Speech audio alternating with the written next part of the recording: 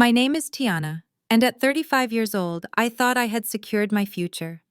I am a forensic accountant who spends her days hunting down corporate fraud and hidden assets for Fortune 500 companies. I deal in facts, evidence, and the cold, hard truth. Yet I never suspected that the biggest con artist in my life was the woman who gave birth to me. I came home early from a grueling 2-week audit in Chicago expecting silence and a hot bath. Instead, I found a block party on my front lawn and a banner that read, "Welcome home Dante and Ashley," hanging over the front door of the house I bought and paid for. When I tried to unlock my own front door, my key refused to turn. That was when my mother opened the door, holding a glass of my expensive wine, and told me I was trespassing. She had moved my golden child brother and his wife into my master suite and packed my life into cardboard boxes in the garage. She told me I was selfish for living alone in a 4-bedroom house when Dante needed a start. But she forgot one thing. I do not get mad. I get even. And I have the receipts to burn their entire fantasy to the ground. Before I tell you how I turned their housewarming party into an eviction notice, let me know where you are watching from in the comments below. Hit that like button and subscribe if you have ever been punished for your success by the people who should be proud of you. The drive from Hartsfield-Jackson Airport to Buckhead usually takes 40 minutes, but Atlanta traffic had turned it into an hour-and-a-half ordeal. My head was pounding. All I wanted was to strip off my blazer, pour a glass of Cabernet, and sink into the soaking tub in my master bathroom. I had closed on this house 5 years ago. It was my sanctuary. My proof that a black woman from the South Side could build her own empire without a husband or a handout. It was a 4-bedroom colonial with a wraparound porch, and I paid the mortgage every single month on the first. I turned onto my quiet, tree-lined street, expecting the usual serenity. Instead, I saw cars. A lot of them. They were parked along the curb, blocking my driveway, and even pulled up onto the manicured zoysia grass I paid a landscaper $200 a month to maintain. I felt a spike of irritation. I checked my calendar, thinking maybe I had forgotten a neighborhood association meeting. Nothing. I pulled my sedan up behind a flashy lifted truck that I recognized immediately. It belonged to my younger brother, Dante. My stomach tightened. Dante only came around when he needed money or a place to crash, because his latest business venture had imploded. I got out of the car, dragging my suitcase. The sound of R&B music was thumping from inside my house. My house. I walked up the driveway past the cars I did not recognize. That was when I saw the banner. It was professionally printed and hung between the porch columns. "Welcome home Dante and Ashley." I stopped dead in my tracks. Ashley was Dante's wife, a woman who specialized in backhanded compliments and spending money she did not earn. I marched up the steps, my blood boiling. I jammed my key into the smart lock, ready to storm in and demand an explanation. The key slid in, but it would not turn. I tried again, jiggling it, thinking maybe it was just stuck. Nothing. The keypad did not light up either. It had been disabled or changed. I pounded on the door with the flat of my hand. "Open this door," I shouted. "Open it now." The music lowered slightly. A moment later, the door swung open. My mother Bernice stood there. She was wearing a gold sequin dress that I knew she saved for church anniversaries, and she was holding a crystal wine glass. My crystal wine glass. "Tiana," she said, her voice dripping with that fake sweetness she used when the pastor was around. "You are back early. We were not expecting you until Sunday." "Mom, what is going on?" I demanded, trying to look past her into the foyer. "Why are there 50 people in my house? Why does my key not work? And what is that sign doing on my porch?" She clicked her tongue and stepped out, closing the door slightly behind her to block my view. "Lower your voice, Tiana. You are embarrassing us in front of the guests. We are having a housewarming celebration." "A housewarming?" I laughed, but it was a harsh, dry sound. "For who?" "This is my house. I have lived here for 5 years." "Not anymore." She said it so casually, like she was commenting on the weather. We made a family decision while you were gone. Dante and Ashley need stability. He is 32 years old, Tiana. He cannot keep bouncing around apartments. He needs a home that reflects his potential. I stared at her, feeling like the world had tilted on its axis. So you let him throw a party here? Fine. Tell everyone to get out and give me the new key. Bernice took a sip of wine. My wine. No, Tiana. You are not listening. He is not just having a party, he lives here now. We moved him in last week. I felt the blood drain from my face. You did what? We moved him in. She repeated slower this time, as if speaking to a slow child. And since there is not enough room for 2 households, we packed your things. They are in the garage. You can back your car up and load them whenever you are ready. I tried to push past her, but she blocked me with surprising strength. You packed my things, I screamed. You put my life in the garage. Mom, I own this house. My name is on the deed. I pay the mortgage. You cannot just move Dante in and kick me out. Bernice's face hardened. The sweet mask dropped. Do not talk to me about deeds and money. Who raised you? Who sacrificed for you so you could go to that fancy college and get that high and mighty job? We are a family, Tiana, and families help each other. You are never here anyway. You are always flying off to Chicago or New York chasing dollars. This house sits empty half the month. It is a waste. Dante needs it. You can afford to go rent a nice condo downtown. Something smaller. Something more suitable for a single woman with no children. The audacity took my breath away. She was evicting me from my own property to house her golden boy. Dante had been her favorite since the day he was born. While I was studying late nights to keep my scholarships, Dante was being bailed out of trouble. While I was working 2 jobs in college, Dante was getting money from Dad for startups that never started. I am not going anywhere, I said, my voice trembling with rage. I am going to call the police. Bernice laughed. Go ahead, call them. I have the paperwork right here. Before I could ask what paperwork she meant, the door opened again. Dante stepped out with his arm around Ashley. He was wearing a linen suit and holding a cigar. Ashley was wearing a white dress that looked suspiciously like something I would wear, and she was beaming. Hey, big sis. Dante grinned, his teeth bright against his skin. Glad you could make it. Sorry about the locks, but we needed to secure the place. You know how you are about giving keys to your friends. You changed the locks on my house, I shouted, stepping toward him. Our house, Ashley corrected me. Her voice was soft, breathy, and incredibly irritating. Tiana, please do not make a scene. This is our special night. We are finally settling down. I looked at Ashley. She was a petite woman with blonde hair and a perpetual look of innocence that masked a core of pure entitlement. She had never worked a day since she married Dante 3 years ago. This is not your house.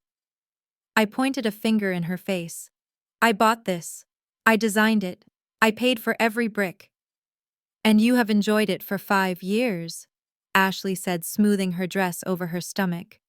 But things change. Families grow. You are just one person, Tiana. You have 4 bedrooms and 3.5 baths just for you. It is selfish, really. Selfish. I repeated the word, tasting like bile. I worked 80-hour weeks for this. And we are proud of you, Dante said, clapping a hand on my shoulder. I shrugged him off violently. We really are. But look at the bigger picture. Ashley and I are trying to build a future. We need space. We need a good school district. You do not have children, I snapped. Ashley placed a hand on her stomach and smiled beatifically at the guests who were now crowding the doorway watching the drama. Not yet. But we are trying. And we want to bring our baby home to a place that feels like ours. Not a guest room in your house. A real home. Mom stepped back in, aligning herself with them. See, Tiana, they are building a legacy. A grandson. You know how much I want a grandson. You are 35 and you are not even dating anyone. What do you need with all this space? To hoard your money, to hide away from the world. The humiliation was burning my skin. My neighbors were watching from their porches. My mother's church friends were whispering behind their hands in the foyer. They looked at me like I was the intruder, like I was the bitter, barren spinster sister trying to ruin her brother's happiness. I looked at my father Otis, who was sitting in a lawn chair on the porch sipping a beer. He would not meet my eyes. He just stared at his shoes, the ultimate enabler. He knew this was wrong, but he would never stand up to Bernice. I took a deep breath, forcing myself to access the cold, logical part of my brain that made me excellent at my job. I needed to know how they thought they could get away with this. You said you have paperwork, I said to my mother. Show me. Bernice pulled a folded document from her clutch purse. You remember that power of attorney you signed last year when you went to London for a month? You said you wanted me to handle emergencies. I felt a cold knot form in my stomach. That was a limited power of attorney. It was for medical emergencies and to pay bills if I got stuck overseas. Well, Bernice smiled a shark-like grin. It gave me the authority to make decisions regarding your property in your best interest. And I decided that it is in your best interest to downsize. I signed a lease agreement for Dante, a 10-year lease, for $1 a month. My knees almost buckled. She had used my own trust against me. She had weaponized the legal document I created to protect myself. That is fraud, I said, my voice low. You cannot use a power of attorney to benefit yourself or your family members to the detriment of the principal. That is self-dealing. Bernice waved her hand dismissively. Don't throw your fancy legal words at me. I spoke to a lawyer at the church. He said it is valid until you revoke it. And even if you revoke it now, the lease is already signed. Dante has tenant rights. You cannot just kick him out. In Georgia, you have to go through eviction, and that takes months. She was right. And she knew it. She had planned this. She had waited until I was out of the country to execute the move, and she had timed it so the housewarming would be in full swing when I returned, making it socially impossible for me to physically force them out. Dante stepped forward, looking smug. Look, Tiana, be reasonable. You have plenty of money. Go stay at the Ritz. Treat yourself. Let us have this. We are family. Do not be the villain in our story. The villain. I looked at Ashley, who was now clinging to Dante's arm, looking at me with wide, fearful eyes, as if I were a monster coming to eat her. I walked over to the garage. I pressed the keypad. At least they had not changed that code. The door rolled up slowly, revealing the wreckage of my life. My Italian leather sofas were stacked sideways. My art collection was leaned against the wall unprotected. My clothes were stuffed into black garbage bags like trash. My home office files containing sensitive client data were tossed in a cardboard box near the lawnmower. They had not just moved me out. They had violated me. I turned back to them. They were still watching me from the porch, a united front of greed and entitlement. Bernice raised her glass in a mock toast. Go on now, Tiana. Let us enjoy the evening. We will call you when you calm down, Ashley called out. And do not worry about the master bedroom. We bought new sheets. We threw yours out. They were a little too plain for my taste anyway. The rage that surged through me was white hot, but I tamped it down. Screaming would get me arrested. Fighting them physically would give them the victim narrative they craved. I needed to be smarter. I needed to be the forensic accountant who brought down CEOs who thought they were untouchable. I pulled out my phone and took a picture of them on the porch. Then I took a picture of the garage. Then I walked back to my car. Where are you going? Dante called out tauntingly. To cry to your cats. I did not answer. I got into my car and reversed out of the driveway. As I drove away, I saw Ashley high-five my mother. They thought they had won. They thought they had bullied me into submission. They thought the lease was ironclad and the power of attorney was their golden ticket. But they had made a fatal error. They assumed I was just Tiana the doormat daughter. They forgot that I was Tiana the woman who uncovered a $20 million embezzlement scheme just last week. I drove 2 blocks away and pulled into a parking lot. I turned off the engine and sat in the dark. I did not cry. I opened my laptop, which was in my passenger seat. The first thing I did was check the county records online. The deed was still in my name, but there was a pending filing. A quitclaim deed, transferring the property to a trust. The Dante and Ashley Family Trust. My mother had not just signed a lease, she was trying to steal the title. She had forged my signature, or used the power of attorney to sign the deed transfer. I looked at the date on the filing. It was submitted yesterday, it had not been processed yet. Then I checked my bank accounts. She had drained my emergency fund. $50,000. Gone. Transferred to an account at a bank I did not use. I took a deep breath. This was war. And in war, you do not attack the enemy where they are strong. You attack their supply lines. I picked up my phone and dialed the number for the utility company. This is Tiana Williams. I said, my voice steady. Account number 4598. Yes. I would like to schedule an immediate disconnect for all services at my address. No, not a transfer. A hard disconnect.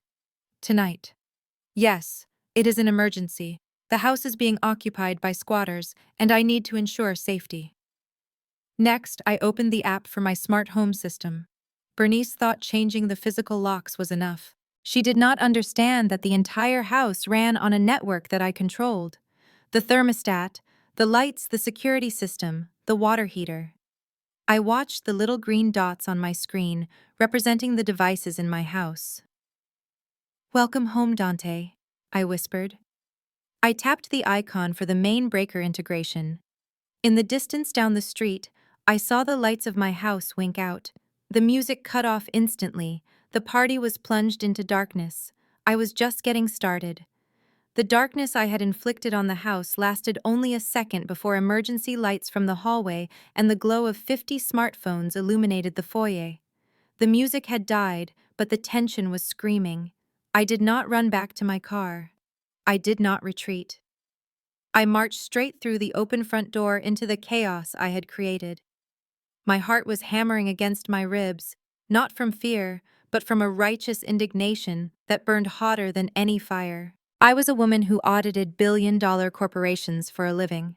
I was not about to let my mother and her golden boy steal the roof over my head without looking them in the eye. I stepped into the foyer, my heels clicking sharply on the hardwood floors I had paid to refinish last summer. The air was thick with the smell of expensive cologne and my mother's heavy floral perfume. Guests were murmuring, their faces illuminated by the ghostly blue light of their phone screens. "Get out," I said, my voice cutting through the confused chatter. "Everyone who does not have their name on the deed to this house needs to leave immediately." Dante laughed, a nervous sound that cracked in the quiet. He tried to play it off as a joke, raising his hands. "Come on, Tiana. You cut the power. That is a good prank. Now turn it back on so we can cut the cake." "I am not joking, Dante." I stepped closer, my eyes locking onto his. "This is criminal trespassing. This is theft. And if you do not vacate my property, I am pressing charges." That was when Bernice stepped in front of him. She moved with the speed of a woman protecting her cub, shielding Dante with her sequined body. She reached into her clutch and pulled out the folded document again, waving it like a weapon. "You are the one trespassing, Tiana!" She shouted, her voice shrill. "I told you I have the authority. Look at this. Read it." She thrust the papers into my chest. I grabbed them, my eyes scanning the text in the dim light of a nearby cell phone flashlight. It was the power of attorney. I recognized my signature at the bottom, signed in haste before my trip to London. But as I read the clauses, my blood ran cold. She had not just used it to pay bills. She had used a broad clause about asset management to authorize the lease agreement for Dante. She had weaponized my trust to legally bind my property to him. "This was for emergencies, Mom," I hissed, shaking the paper. "This was so I did not lose the house if I got hit by a bus in Europe. It was not permission to turn my home into a charity shelter for your 32-year-old toddler. It is legal." Bernice sneered, snatching the paper back. "I spoke to the lawyer. You gave me the power to act in your stead. I acted. I leased the house to Dante. He is a legal tenant now. You cannot just throw a tenant out without notice. You know the law, Tiana. You love the law so much. Well, here it is. I felt the walls closing in. She was using the system against me. The system I believed in. The system I worked for. She had twisted it into a knot I could not easily untie. I do not care about a piece of paper. I lunged forward, trying to bypass her to get to the stairs. I needed to get to my room. I needed to see if my safe was still there. I needed to reclaim my space physically if I could not do it legally in this moment. Bernice tried to grab my arm, but I shook her off. I was stronger than I looked. I took a step towards the living room where Ashley was standing, clutching a throw pillow like a shield. Get out of my way, I warned them. Ashley's eyes darted between me and Dante. I saw the calculation happen in real time. She saw her dream house slipping away. She saw the lifestyle she had done nothing to earn threatened by the woman who actually paid for it. She did not move. Instead, as I brushed past her, she let out a shriek that could have shattered glass. "Don't touch me!" Ashley screamed. I froze. I had barely grazed her shoulder. I had not pushed her. I had not shoved her. I had simply walked past her. But Ashley was already in motion. She threw herself backward with a theatrical flair that would have embarrassed a soap opera actress.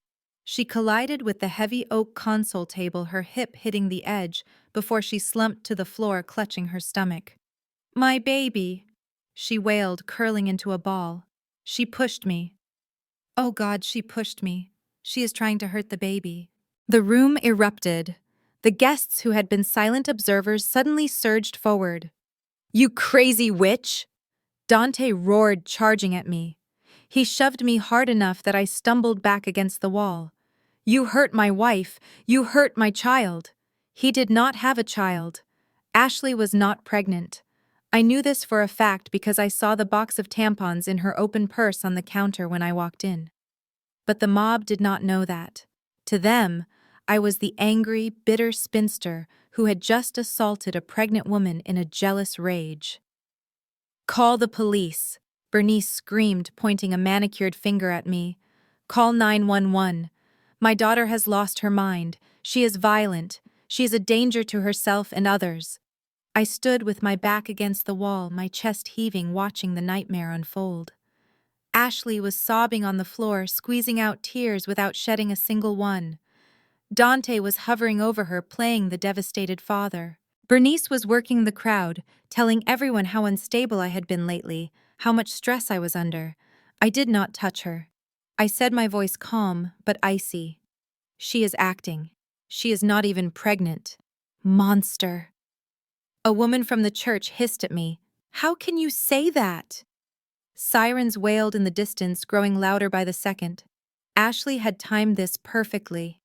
She had probably texted 911 the moment I walked in the door. When the police officers burst through the front door, flashlights cutting through the gloom, the narrative had already been set. They saw a chaotic scene, a crying white woman on the floor claiming injury, a frantic mother, a protective husband, and me. The angry black woman standing alone in a power suit, looking like she was ready to burn the world down. Two officers approached me, hands resting on their belts. One was older, tired-looking.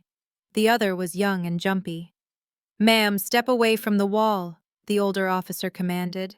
"Keep your hands where I can see them." "This is my house," I said, trying to keep the tremor out of my voice. "These people are intruders. That woman is faking it. Save it for the report," he said, stepping into my personal space. "We have an accusation of assault." "Assault!" I laughed incredulously. I walked past her. She threw herself at the table. "Check the cameras." "Oh wait, they cut the Wi-Fi, so the cameras are probably down." "Officer." Bernice stepped forward, composing herself into the picture of a concerned matriarch. Her voice dropped to a conspiratorial whisper. "My daughter is having a breakdown. She has been working too hard. She came home and just snapped. She attacked her sister-in-law. We just want her to leave before anyone gets seriously hurt. She cut the power to the house officer. She is trying to terrorize us." The officer looked at me, then at the power of attorney document Bernice was thrusting at him. He skimmed it. He looked at Ashley, who was now being helped to the couch by Dante, moaning softly about cramping. "Ma'am," the officer turned to me. "According to this document, your mother has legal authority over the residence, and there is a signed lease here for Mr. Dante Williams. You are the one disturbing the peace. I own this house." I repeated slowly, enunciating every word. "That document was for paying bills while I was in London. It does not give her the right to evict me. That is a civil matter." The officer said, his tone dismissive. "We are here for the disturbance and the alleged assault. Right now, you are the aggressor. The tenants want you gone. The legal guardian of the property wants you gone." Legal guardian. I felt like I was choking. I am 35 years old. I do not need a guardian. "Look, lady." The younger officer stepped in. "You have two choices. You can leave voluntarily and sort this out with lawyers in the morning, or we can arrest you for domestic assault and disorderly conduct. If we arrest you, you spend the weekend in county jail until a judge sees you on Monday." I looked at my family. Ashley was peeking through her fingers, a tiny smirk playing on her lips. Dante was glaring at me, his chest puffed out with false bravado. Bernice looked at me with cold, dead eyes. "Go to a hotel, Tiana," Bernice said. "Get some rest. You look terrible. We will pray for you." The humiliation washed over me like a tidal wave. I was being kicked out of the home I built by the people who had leeched off me for decades, and the law was holding the door open for them. I straightened my blazer. I smoothed my hair. I looked at the officer. "I will leave," I said. "But I want it noted in your report that I dispute the validity of that document, and that I deny touching that woman. Just go." The officer gestured toward the door. I grabbed the handle of my suitcase, which was still by the door where I had left it. I turned to look at them one last time. They stood together, a united front of deceit. They thought they had won. They thought this was the end of it. "Enjoy the darkness," I whispered. I walked out of the house. The cool night air hit my face, but it did nothing to cool the fire in my veins. The neighbors were all on their porches watching. Mrs. Gable from next door looked at me with pity. The man across the street shook his head. I had to drag my suitcase down the driveway, past Dante's truck, past the cars of the guests, who were now whispering about how crazy Tiana had finally cracked. I could hear the snickers. I could feel their judgment. Bernice stood in the doorway, illuminated by the police flashlights, watching me go. She did not look sad. She looked triumphant. She had finally put me in my place. She had finally elevated Dante to the position she believed he deserved, even if she had to steal my life to do it. I reached my car and popped the trunk. I heaved my suitcase inside, slamming the lid down with a force that shook the vehicle. I got into the driver's seat and locked the doors. I did not start the engine immediately. I sat there gripping the steering wheel until my knuckles turned white. I watched the police officers get back into their cruiser. I watched the guests slowly filter back inside, presumably to light candles and continue celebrating their victory. They had the house, they had the furniture, they had the clothes on my back. But as I looked at the dark windows of my home, I realized something. They were trapped in there. They were trapped in a house they could not afford, running a life they could not sustain. Bernice had played her ace. She had used the police. She had used the law. But she had forgotten who I was. I was a forensic accountant. I knew how to follow the money, and I knew that Bernice had left a paper trail a mile wide. I started the car. I did not look back as I drove away. I was not going to a hotel to sleep. I was going to war, and the first casualty was going to be their credit score. I drove until the fuel light on my dashboard pinged a soft warning. I ended up at a budget motel off I-20, the kind of place where the neon sign buzzed with a dying flicker, and the carpet smelled of stale cigarettes and regret. It was a far cry from my 4-bedroom sanctuary in Buckhead, but it was the only place I felt safe enough to stop. I paid cash for the room. I did not want Bernice tracking me through credit card transactions, not yet. I sat on the edge of the sagging mattress, staring at the water stains on the ceiling. For the first hour, I just sat there. My body was vibrating with the aftershocks of the confrontation, the adrenaline crashing into exhaustion. I waited for the tears to come. I waited for the heartbreak that usually followed betrayal. But my eyes remained dry. The well of sadness I had drawn from for 35 years was finally empty. In the silence of that dingy room, the ghosts of my childhood came to sit with me. This was not new. This displacement, this feeling of being an afterthought in my own life, was the background noise of my entire existence. I remembered being 18 years old, standing in the kitchen with my acceptance letter to Howard University. I had earned a partial scholarship, but I needed help with the rest. Bernice had looked at me without looking up from her magazine and told me there was no money. She said things were tight. 2 weeks later, she bought Dante a brand new Mustang for his 16th birthday because a young man needs to have presents. I remembered working double shifts at the library while taking a full course load, eating peanut butter crackers for dinner so I could afford textbooks. I remembered graduating magna cum laude and looking into the crowd for my family, only to find empty seats because Dante had a minor basketball tournament that same weekend. I had always been the plan B, the safety net, the retirement fund they were waiting to cash in. Dante was the investment. I was the insurance policy. But insurance policies get canceled. I stood up and walked to the small, wobbly desk in the corner. I set up my laptop. The moment my fingers touched the keyboard, the trembling in my hands stopped. I was no longer the hurt daughter or the evicted sister. I was Tiana Williams, senior forensic accountant. I was the woman who found the hidden millions in the chaotic books of a corrupt pharmaceutical giant. I was the woman who could trace a single dollar through a dozen shell companies across 3 continents. My mother thought she had won because she had the house keys and a piece of paper.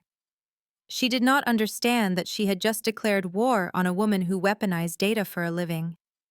I cracked my knuckles and logged in. First, I needed to secure my perimeter. Bernice had access to my primary checking account, a relic from when I was younger that I had never bothered to close. I pulled up the banking portal. The screen refreshed and I felt a cold, sharp intake of breath hit my lungs. The balance on my emergency savings account was zero. $50,000. Gone. I clicked on the transaction history, my eyes scanning the data with professional detachment even as my stomach churned. There it was. A wire transfer initiated 3 days ago.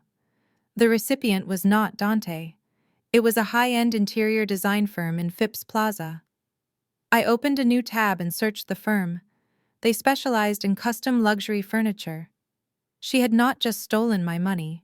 She had used my own hard-earned savings to redecorate my house for Ashley. She had taken the safety net I built from 80-hour work weeks and turned it into velvet sofas and marble coffee tables for a woman who had never worked a day in her life. I took a screenshot. Evidence item number 1. Grand larceny. Next, I needed eyes on the ground. Bernice thought she was clever cutting the Wi-Fi. She assumed that without the internet, my smart home system was dead. She did not know about the redundant system I had installed in my home office. My office was where I kept client files worth billions. It was a fortress within a fortress. I had installed hidden pinhole cameras in the crown molding of the hallway, the living room, and the kitchen. They ran on a separate cellular backup battery designed to last for weeks in case of a power outage. They uploaded directly to a secure cloud server that only I could access. I pulled up the feed. The video was grainy in the low light of the emergency backup lighting, but I could see everything. The house was a wreck. Red plastic cups littered my hardwood floors. People were still mingling, illuminated by flashlights and candles. I saw Dante sitting on my dining table, his feet resting on one of the chairs I had imported from Italy. He was laughing, holding a bottle of champagne. Then I saw Ashley. She was in the kitchen rummaging through my drawers. I watched on the screen as she pulled out my grandmother's silverware. It was the only thing Bernice had ever let me have, the tarnished silver set that belonged to her mother. I had spent hours polishing it, restoring it. Ashley held up a fork, made a face, and tossed it into a trash bag she was holding. She was throwing away my heirlooms. I felt a spike of rage so intense my vision blurred, but I forced myself to keep watching. I needed to see what Bernice was doing. I switched camera angles to the living room. Bernice was sitting on the sofa, my sofa holding court with a group of women from the church. She was holding a stack of papers. She was pointing at them, gesturing wildly. I zoomed in. The resolution was not high enough to read the text, but I recognized the blue legal cover. It was a deed packet. Why would she have the deed out at a party? I opened another tab and navigated to the Fulton County Clerk of Superior Court's website. Public records are the downfall of every amateur criminal. They think that because paper moves slow, digital records do not exist. I searched my property address. There was a pending filing. It had been scanned into the system just hours before the courthouse closed on Friday. It was a quitclaim deed. I opened the PDF and read it. My breath hissed out through my teeth. Bernice had filled out a quitclaim deed, transferring the property from Tiana Williams to the Dante Williams Revocable Trust. She had signed it. Tiana Williams by Bernice Williams, attorney in fact. She was trying to give my house to Dante, not lease it, give it. She was using the power of attorney to transfer the title of my home to a trust she had set up for him, probably to avoid gift taxes and hide the asset from my potential reclamation. But as I read the document, I noticed something. A small clerical error that only someone who looked at contracts all day would spot. The power of attorney document she had attached to the filing, the one she claimed gave her this authority, had an expiration clause. I remembered writing it. I had been paranoid about giving anyone total control, so I had added a sunset clause. The power of attorney was valid for exactly 1 year from the date of signing, or until I returned to U.S. soil, whichever came first. I checked the date on the power of attorney. I had signed it exactly 364 days ago. It expired tomorrow at midnight. Bernice knew this. That was why she was rushing. That was why the filing was pending. The clerk's office had flagged it for review, probably because the notary stamp looked smudged or the dates were too close to the wire. It had not been recorded yet. It was sitting in a digital queue, waiting for a human to stamp it on Monday morning. If that deed was recorded on Monday, the house would legally belong to the trust. I would have to sue to get it back, a process that could take years and cost thousands while Dante lived in my house and destroyed my equity. But right now, in this motel room at 2 a.m, the house was still mine. And Bernice had just handed me the weapon I needed to destroy them. She had committed mortgage fraud, wire fraud, and theft by taking the $50,000. She was attempting to push through a property transfer on a dying legal document. I leaned back in the creaky chair. A cold smile touched my lips. They wanted to play house. They wanted to pretend they were the owners of $1 million estate. I looked at the camera feed again. Dante was now trying to open my wine fridge, prying at the lock with a screwdriver. He was damaging the property. I checked the time. It was Saturday morning. The banks were closed. The courts were closed. I could not stop the filing until Monday, but I did not need a judge to stop them from enjoying my home. I closed the county records tab and opened a new window. I navigated to the dark web portal I used for deep dive investigations. It was time to look into Dante's finances. If my mother was desperate enough to steal my house and my savings, it meant Dante was in deeper trouble than just needing a fresh start. I punched in his social security number. It took 3 minutes for the report to compile. When it did, I almost laughed out loud. Dante was not just broke, he was drowning. He had 6 maxed-out credit cards, a repossessed Land Rover on his record from 2 years ago, and a judgment against him from a previous landlord for $12,000 in unpaid rent. But the most interesting part was the recent inquiry. A hard credit pull from a company called Quick Cash Holdings. It was a predatory lender, the kind that gave hard money loans against assets with exorbitant interest rates. He was trying to take a loan out against the house. That was why they needed the deed transferred so quickly. They needed the house in his name or a trust he controlled so he could use it as collateral for a massive loan. I looked at the amount he had applied for. $200,000. He was going to strip the equity out of my home and set it on fire. Bernice was not just enabling him. She was an accomplice to a financial suicide pact. I closed the laptop. My plan formed in the darkness, sharp and jagged like broken glass. They wanted a housewarming. I would give them a housewarming. I pulled my phone out and dialed a number I had not used in years. It was late, but I knew he would be awake. "Keon," I said, when he answered, his voice groggy. "Tiana." He sounded surprised. "It has been a minute. I need a favor," I said. "You still work in the fraud department at the credit bureau?" "Yeah, why?" "I need you to put a freeze on a file, but not mine." I gave him Dante's information. "And Keon," I added, "do not flag it as suspicious yet. Just let the application sit there. Let it look like it is pending." "Why, Tiana? What are you doing?" "I am catching a rat," I said. "And I am going to let him eat the cheese before I snap the trap." I hung up. I lay back on the bed staring at the ceiling. The anger was gone. The hurt was gone. All that was left was the cold precision of the audit. They had taken my home. They had taken my money. They had taken my trust. But they had forgotten to take my name off the utility bills. I reached for my laptop again. Monday was too far away. If they were going to live in my house, they were going to do it on my terms. I logged into the water company portal. Service disconnect request. Reason for disconnect: vacant property. Effective date immediately. I logged into the gas company, same request. Then I sent a text to my contractor friend who had installed the HVAC system. "Hey Mike," I typed. "Remember that remote kill switch we installed for the vacation mode? The one that locks the thermostat at 90 degrees in the summer and 40 in the winter?" "Yeah," he replied instantly. "Why?" "I think it is time to test it." I hit send. Let them have the house. By tomorrow night they would be begging for a motel room just like this one.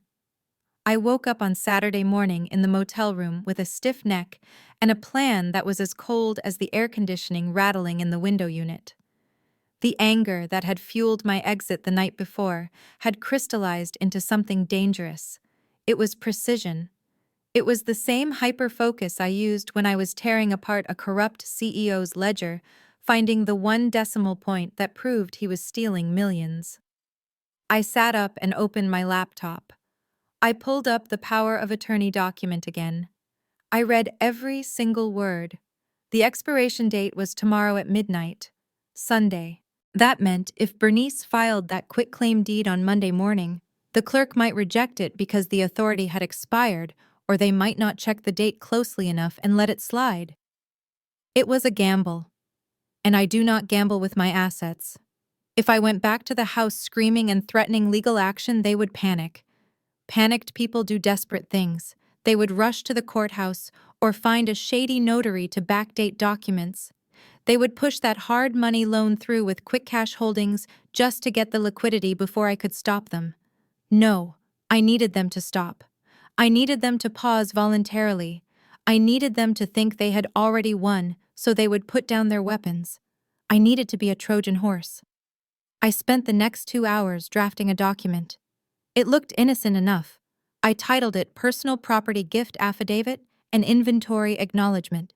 On the surface, it was a list of all the furniture and appliances in the house: the Italian leather sofa, the Viking range, the custom drapes.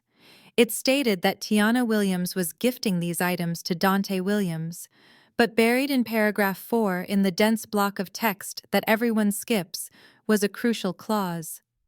It stated that by accepting these gifts, the recipient and the witness acknowledged that any and all previous powers of attorney granted by the donor were hereby revoked effective immediately, and that any pending financial transactions regarding the property were null and void without the donor's direct signature. It was a legal landmine wrapped in a gift bow. I printed 2 copies at the motel front desk. Then I put on my best face. I applied makeup to hide the circles under my eyes. I put on a softer dress, not my power suit. I needed to look defeated. I needed to look like the daughter who just wanted her mommy's approval. I drove back to the house. It was 11 in the morning. The sun was blazing hot and I knew exactly what it felt like inside that house. Without the AC running and with the humidity rising, it would be a sauna. When I pulled into the driveway, the scene was different from last night. The party cars were gone. Dante's truck was there, but it was parked crookedly. The front door was open, probably to try and catch a breeze. I walked up the steps. I did not pound on the door this time. I knocked gently. Ashley appeared at the screen door. Her hair was frizzy from the heat, and she was fanning herself with a magazine. She looked miserable. "Oh, it is you," she said, her voice flat. "Did you come to turn the air back on? It is 85 degrees in here, Tiana. This is inhumane." I put on a contrite expression. I lowered my head. "I am sorry, Ashley. I really am. I was angry last night. I acted out. I am here to fix it." Her eyes narrowed suspiciously, but she opened the door. "You are here to fix it?" "Yes. Is my mother here?" "And Dante. We need to talk." She led me into the living room. It smelled of stale alcohol and sweat. My mother was sitting on the sofa in a silk robe, looking melted. Dante was shirtless, pacing the room on his phone, probably trying to figure out why the internet was down. "Well, look who crawled back," Dante sneered, hanging up his call. "You ready to turn the power back on? Or do I need to break down the door to the utility room?" I stood in the center of the room, clutching my folder to my chest. I looked at Bernice. She looked tired but defiant. "Mom," I said, my voice trembling just enough to sound broken. "I did a lot of thinking last night. In that motel room." Bernice straightened up, sensing weakness. "I hope you did, Tiana. You embarrassed us. You embarrassed yourself." "I know," I sighed. "I realized something." "You were right." The silence in the room was absolute. Even the fly buzzing against the window seemed to pause. "I beg your pardon?" Bernice asked, leaning forward. "You were right," I repeated. "I am 35. I am single. I am working all the time. I do not need a 4-bedroom house. It is selfish. Dante is building a family. He needs this start." Dante stopped pacing. A slow grin spread across his face. He looked at Ashley, who was suddenly perking up. I continued weaving the lie I had rehearsed. "And honestly, the timing is actually perfect. I did not tell you this because I wanted to surprise you, but my firm offered me a promotion, a senior partner track. But it requires me to move to the New York office." "New York?" Bernice asked, her eyes lighting up. "Yes," I said. "I was going to turn it down because of the house. But after last night I realized I was holding myself back. And I was holding Dante back. So I decided to take it. I leave in 2 weeks." Ashley squealed. "Oh my God, so we can keep the house." I smiled at her, a sad, sacrificial smile. "Yes, you can keep the house. In fact, I want to give it to you. Properly." Bernice stood up, tightening her robe sash. "Well, praise God. I knew you would come to your senses, Tiana. I knew you had a good heart underneath all that career nonsense. So you will turn the utilities back on. I will call them right now. I promised. But first we need to handle the paperwork." Dante's eyes narrowed. "What paperwork? Mom already filed the deed thing, the quitclaim." I shook my head, knowing exactly which buttons to push. "Dante, you do not want to do the quitclaim deed right now. If you file that today while the mortgage is still in my name, the bank will trigger the due on sale clause. They will demand the full $400,000 immediately. Do you have $400,000? Dante paled. "No, nobody told me that." "Also," I added casually, "if you transfer the title now, you have to pay the transfer tax. And since you are applying for that loan with Quick Cash," I saw his eyes widen. "The interest rates are terrible right now. How do you know about Quick Cash?" he asked quickly. "I am an accountant, Dante. I know the market. Look, here is my proposal. I will pay off the mortgage myself when I get my signing bonus from the New York firm next month." Then I will gift the deed to you free and clear. No debt, no transfer tax, no predatory loans. Dante looked at Bernice. That sounds better, right? A free house is better than a mortgaged one. Bernice nodded slowly, her greed overriding her caution. That does sound sensible. Why pay the bank if Tiana can pay it off? Exactly, I said. So you need to stop the filing at the courthouse, withdraw the quitclaim deed, and cancel that loan application, Dante. You do not want that debt hanging over you when you start fresh. Dante pulled out his phone. I will call the guy right now. I did not want that loan anyway. The fees were insane. Perfect, I said. I felt a surge of triumph. He was stopping the loan. He was stopping the equity strip. The house was safe for now. But I still needed to kill the power of attorney. I opened my folder and pulled out the document. Since I am moving to New York, I cannot take any of this furniture. It would cost a fortune to ship. So I am leaving it all to you. The sofas, the TVs, the appliances, everything. Ashley gasped. Even the Peloton. Yes, even the Peloton. I handed the document to Bernice. I just need you to sign this inventory list. It is for my accountant. Since I am gifting assets, I can write them off as a donation if family members acknowledge receipt. It just says you are accepting the furniture and taking over responsibility for the house contents. Bernice took the paper. She saw the list of items at the top. Leather sectional 85-inch TV, marble dining set. Her eyes glazed over with lust for the material possessions. She did not look at the bottom paragraph. She did not read the fine print. She just saw free stuff. Do you have a pen? She asked. I handed her my pen. My hand was steady, but my heart was racing. This was it. The moment she signed, she was stripping herself of all legal power over me. She scribbled her signature, Bernice Williams, on the line. Dante, you need to sign as a witness, I said casually. Dante barely looked at the paper. He was too busy texting his loan officer to cancel the application. He scrawled his name under hers. I took the paper back. I checked the signatures. They were clear.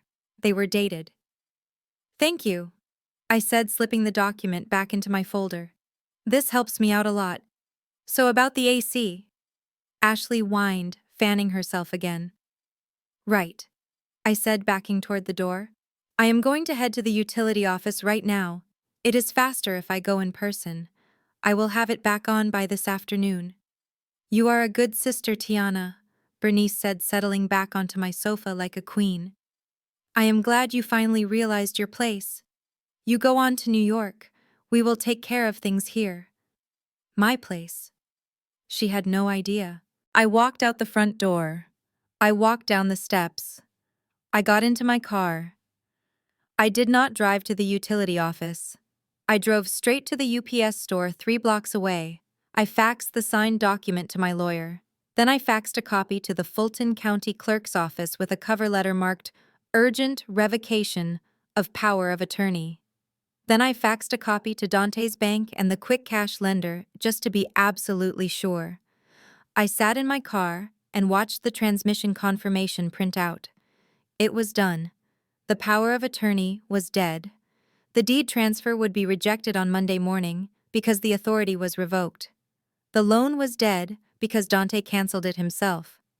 They were sitting in a sweltering house waiting for the AC to turn on. They were celebrating a victory that had just turned into a defeat. I picked up my phone. I had one more call to make, not to the utilities. I dialed the number for the Atlanta Police Department's non-emergency line, but then I stopped. No. The police had already sided with them once. I needed something stronger than the police. I needed leverage that would make them run. I looked at my laptop. I had access to Dante's bank records now, thanks to the shared family data plan. He was stupid enough to leave connected to my cloud account. I saw the transactions, the online gambling sites, the crypto scams. And then I saw it.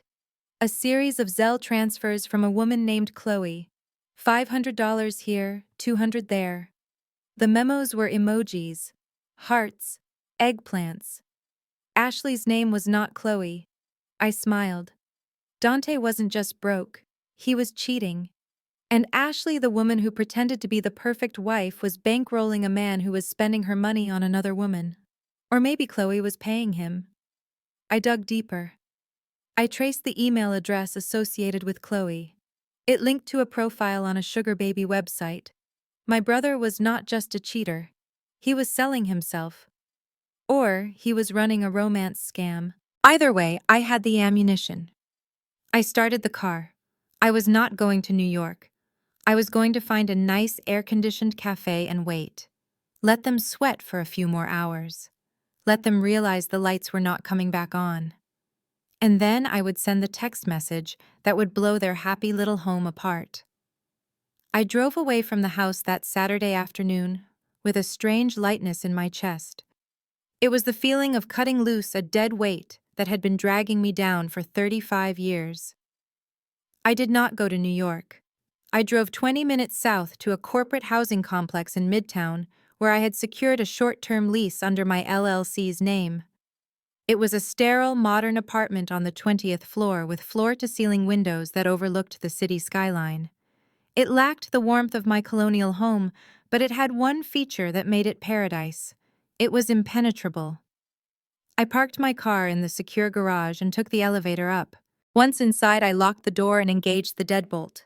Then I took out my phone. I went to my contacts list. Bernice, blocked. Dante, blocked. Ashley, blocked. I even blocked my father Otis because I knew Bernice would use his phone the moment she realized I was not answering hers. For the first time in my life, I was unreachable to them. There would be no late-night guilt trips, no emergency requests for bail money, no passive-aggressive texts about my biological clock. Just silence. I spent the rest of the weekend setting up my command center. I arranged my monitors on the dining table. I connected to my secure server. I pulled up the hidden camera feeds from the house. I had restored the power and the internet as promised because I needed them comfortable. I needed them complacent. Rats do not take the bait if they smell the trap, so I gave them the run of the house. I watched them on the screen. It was surreal, like watching a reality show about my own life. They moved through my rooms with an ease that made my stomach turn. Dante sat in my recliner, his feet up on the ottoman, drinking a beer. Bernice walked through the kitchen, touching my countertops, adjusting my blinds, criticizing my choice of backsplash color to an empty room. They truly believed I was gone. They believed the lie about New York because it fit their narrative. In their minds, I was the workhorse, the provider, the one who existed solely to clear the path for Dante. Of course I would step aside. Of course I would pay off the mortgage. It was what I was bred to do. But the real test came on Monday morning. I had left a specific credit card in the top drawer of my home office desk. It was an American Express Platinum card. I rarely used it, but it had a high limit and excellent fraud protection. I had deliberately left it under a stack of old mail. At 10:15 a.m., my phone pinged with a notification. Card not present, transaction approved. Uber Eats. $50. They had found it. I leaned forward, staring at the screen. $50 for breakfast. That was the appetizer. I waited. At 11:30 a.m., another ping. Card present, transaction approved. Lenox Square Mall. Gucci. $2,400. I let out a low whistle. They were not wasting any time. Using a credit card that is not in your name is a crime. Crossing state lines with goods purchased with that card escalates things. But spending over a certain threshold turns it into a felony. I logged into the Amex app. I could have frozen the card right then. I could have called the fraud department and shut it down. But I did not. I needed them to hang themselves. I needed a pattern of behavior that no lawyer could explain away as a misunderstanding.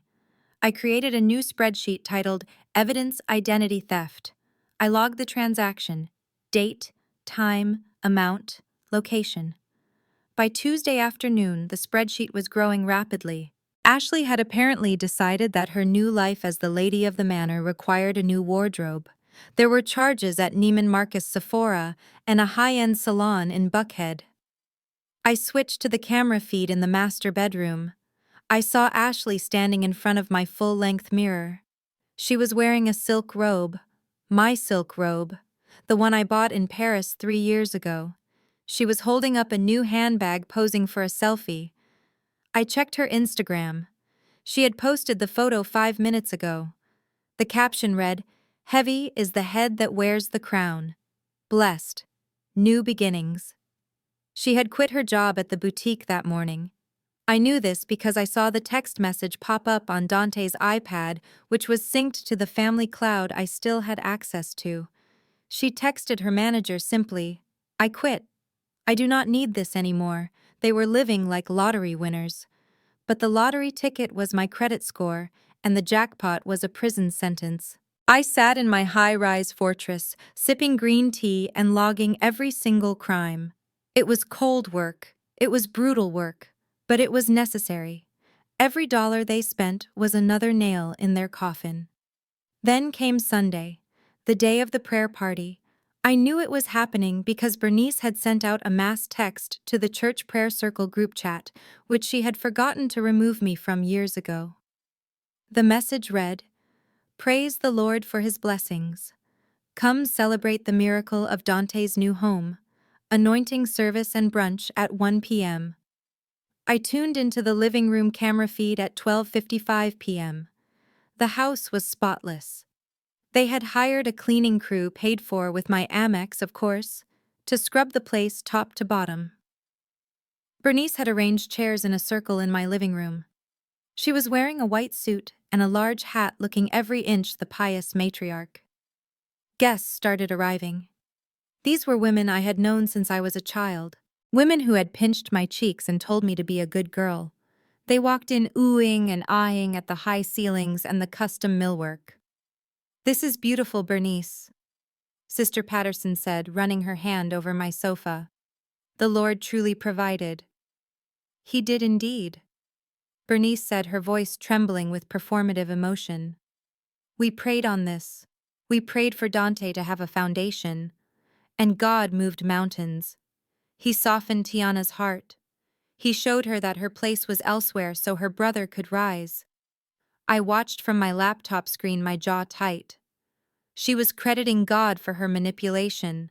She was turning my eviction into a divine intervention. Dante and Ashley came down the stairs. They were dressed in white, like they were about to be baptized. Ashley looked demure, her hands clasped in front of her. Dante looked solemn, playing the role of the humble recipient. "We just want to thank everyone for coming," Dante said. "It has been a long road, but we are finally home." The group began to sing a hymn. Their voices rose, filling the space I had worked so hard to pay for.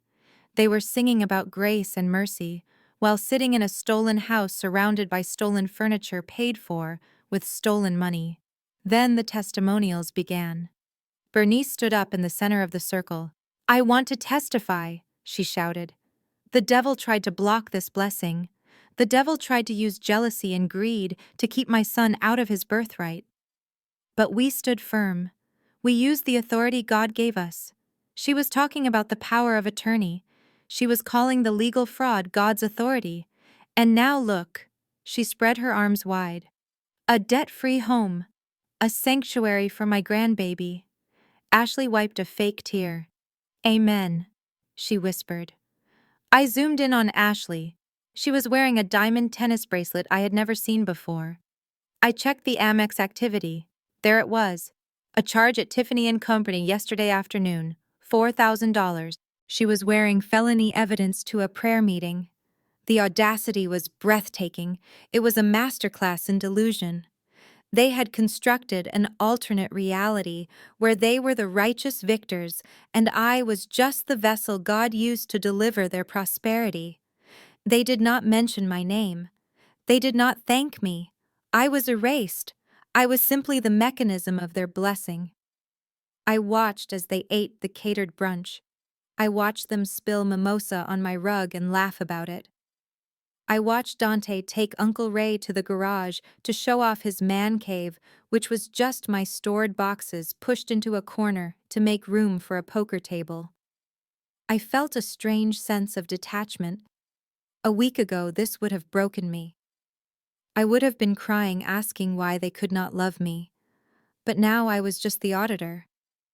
I was the silent observer gathering data for the final report. They were comfortable now. They felt safe. The house was theirs. The money was flowing. The community was validating their narrative. They had reached the peak of their hubris. I closed the laptop screen.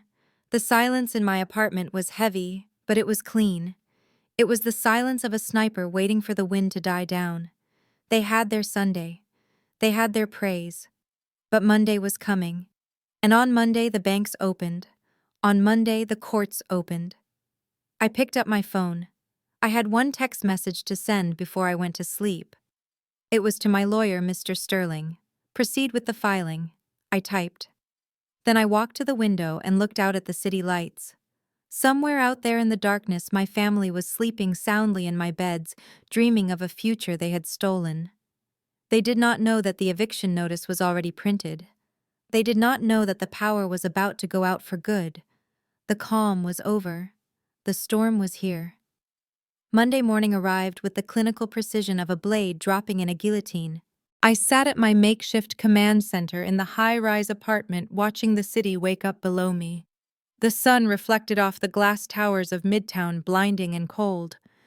I had my coffee black, I had my monitors arranged in a semicircle, and I had my finger on the pulse of Dante's financial life. The silence from the house was deafening. After the theatrics of the prayer circle on Sunday, Bernice and Dante were likely sleeping and confident that they had weathered the storm. They believed my exit was a surrender. They believed the lie about New York because it was the only reality where they won. At 9:15 in the morning, my system chirped. It was a notification from the credit monitoring service I had linked to the family data plan. Dante Williams had just authorized a hard credit inquiry. I leaned forward. Here we go. I pulled up the details.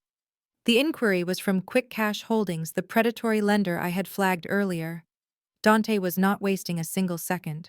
He was moving on the house. I opened a secondary window and accessed the back-end portal for the county clerk's office. The document I had faxed on Saturday, the revocation of the power of attorney, was sitting in the processing queue. It had been received, but not yet stamped and indexed. To the outside world, and specifically to a loan officer looking for a quick commission, the title still looked clear, or at least clear enough to start the paperwork. I picked up my phone. I had a contact at Quick Cash. His name was Gary, and he was a senior underwriter who owed me a favor from when I audited a shell company he had unwittingly done business with years ago. I did not need him to break the law. I just need him to follow his natural greed. I dialed his direct line. Tiana. Gary answered on the second ring. To what do I owe the pleasure? You are not auditing us again, are you? No, Gary, I said, keeping my voice light. I am actually calling about a personal matter. I see an application came across your desk this morning for a Dante Williams, property address in Buckhead. There was a pause and the sound of typing. Yeah, I see it here. $200,000 hard money loan. First position lien against the equity. High interest. Standard stuff. Wait. Williams. Is this a relative? He is my brother, I said. Gary hesitated. Tiana, you know I cannot discuss client details, even if he is your brother. I know, Gary. I am not asking you to deny him. In fact, I am asking you to expedite it. Expedite it. He sounded confused. Usually when you call me, it is to tell me to freeze an asset or flag a fraudster. I know. But Dante is in a bind. He needs the liquidity fast. He has a big investment opportunity. I just want to make sure he gets the green light through the initial underwriting. You know how slow your intake department can be? Push it to the approval stage, Gary. Gary laughed. You want me to help your brother get into debt at 12% interest. You really are a shark, Tiana. All right, the LTV looks good. The equity is there. I will push it to the processing team. He should get a conditional approval letter within the hour. Thanks, Gary. I owe you one. I hung up. The trap was set. A conditional approval letter is a dangerous thing in the hands of a fool. It is not money. It is a promise of money contingent on a dozen checks and balances, title searches, and insurance verifications. But to someone like Dante, it looked like a blank check. At 10:30, I switched to the camera feed in the home office. Dante was sitting at my desk. He was wearing a bathrobe, and he was staring at his laptop screen. Suddenly, he pumped his fist in the air. "Yes!" he shouted. He picked up his phone and dialed a number. I could hear his side of the conversation clearly through the high-fidelity microphone I had installed in the crown molding. "Babe, it is a go." "Yeah." "They approved it. 200 grand. It is practically in the bank. No, do not worry about the details.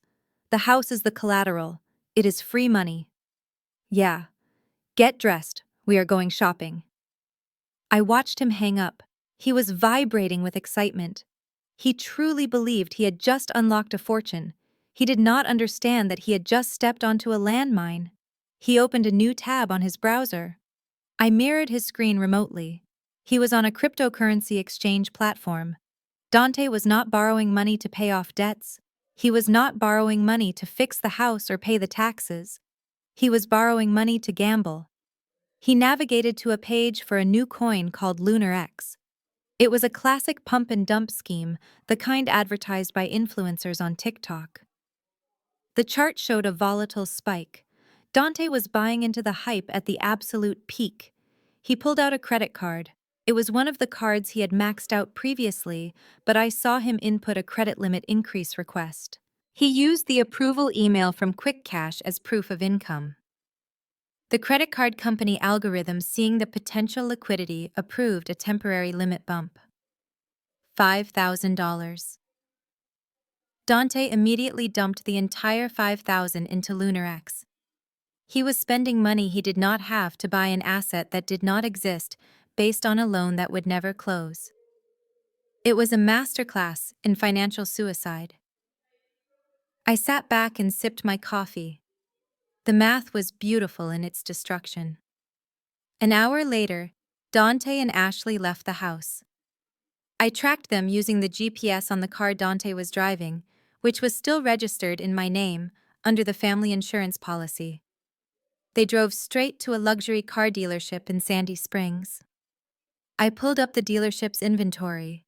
They specialized in Range Rovers and G-Wagons. Ashley had been complaining about her Honda Civic for years. She wanted a mommy mobile that matched her new zip code. I watched the dot on the map sit at the dealership for 2 hours. During that time, I received alerts on my phone. Another credit inquiry, this time from the dealership finance department. Dante was trying to lease a car. I knew he would not qualify on his own. His credit score was in the low 500s. But then I saw a second inquiry. Bernice Williams, my mother, was co-signing. She was putting her name, her pension, her social security on the line for a car they could not afford. She was leveraging her future on the promise of the quick cash loan paying off the lease payments. It was tragic, it was stupid, and it was exactly what I needed. At 2 p.m., the dot moved. They were leaving the dealership. I checked Dante's social media. He had posted a story. It was a video of Ashley sitting in the driver's seat of a white Range Rover Sport. She was squealing, clutching the leather steering wheel. The caption read, "New house, new whip. God is good." They had leased it. They had signed a contract for $1,000 a month based on a fantasy. They drove from the dealership to Lenox Mall. The spending spree began in earnest.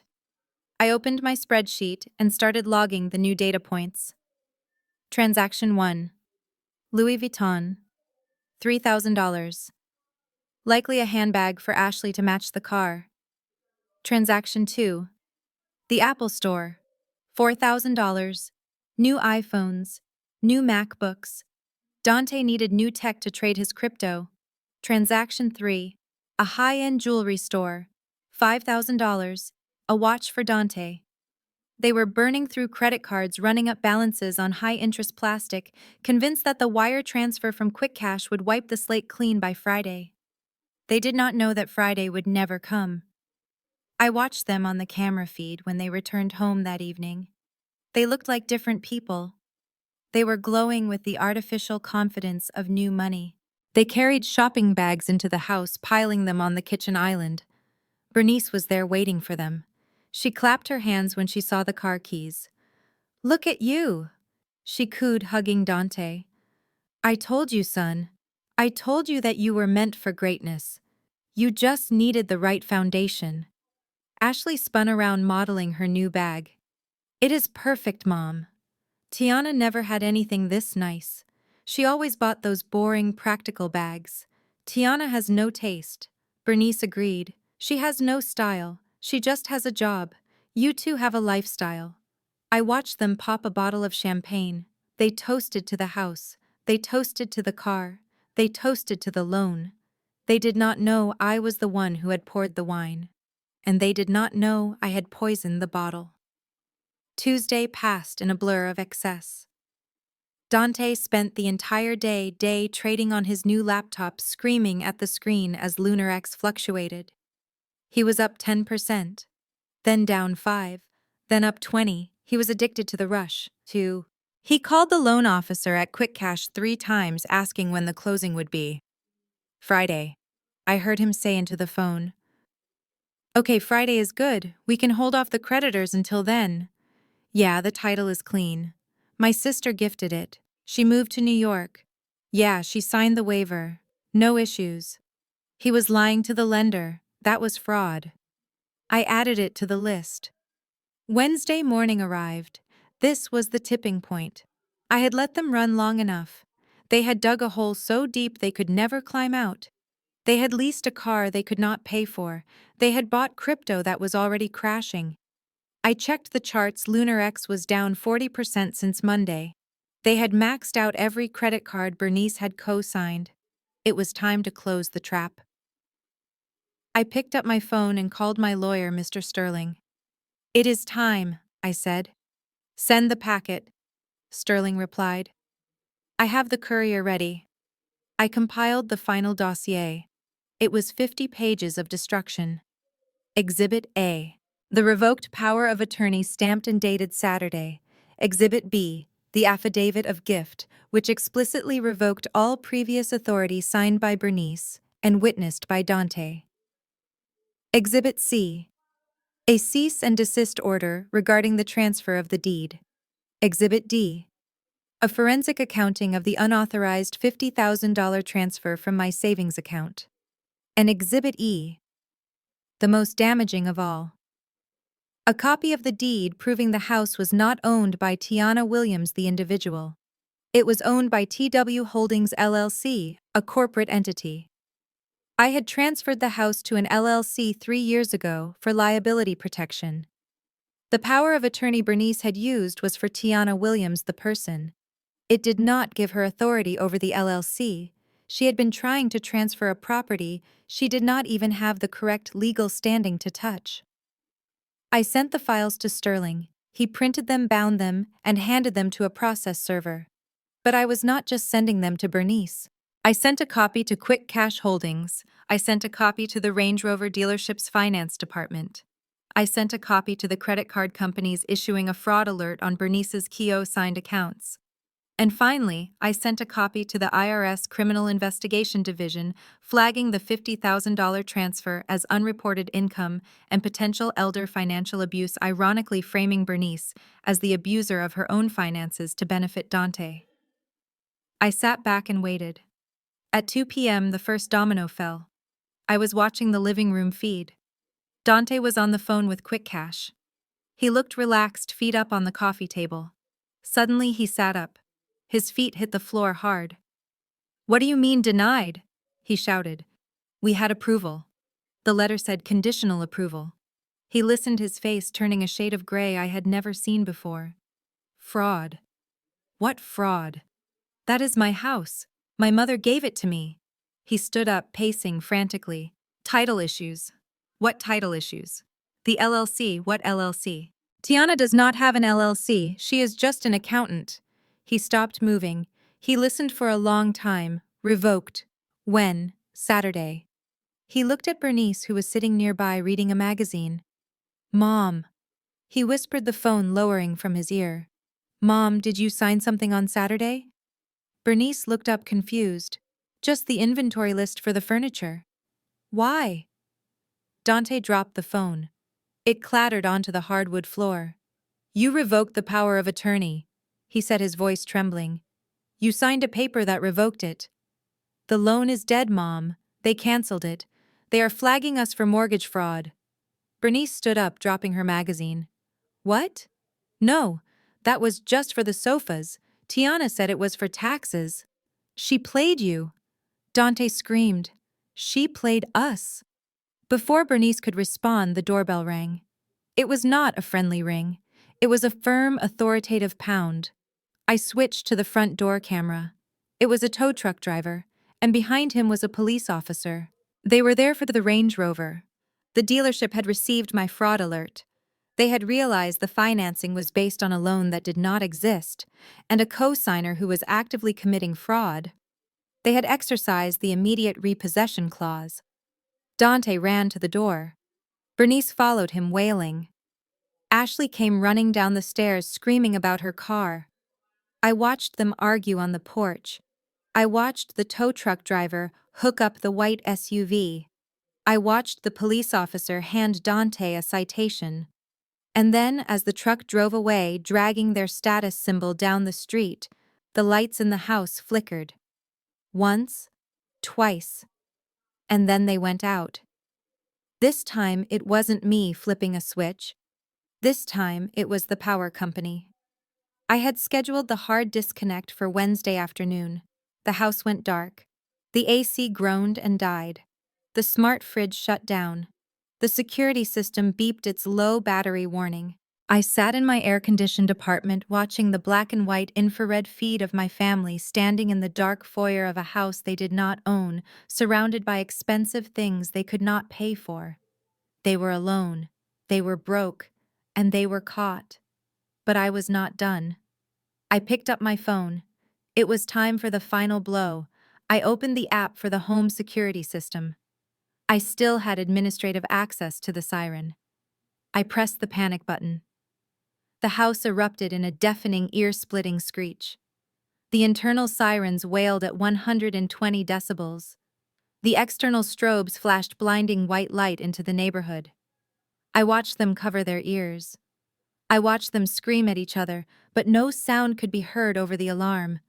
They ran out the front door, stumbling into the yard. Welcome to the real world, I said to the screen.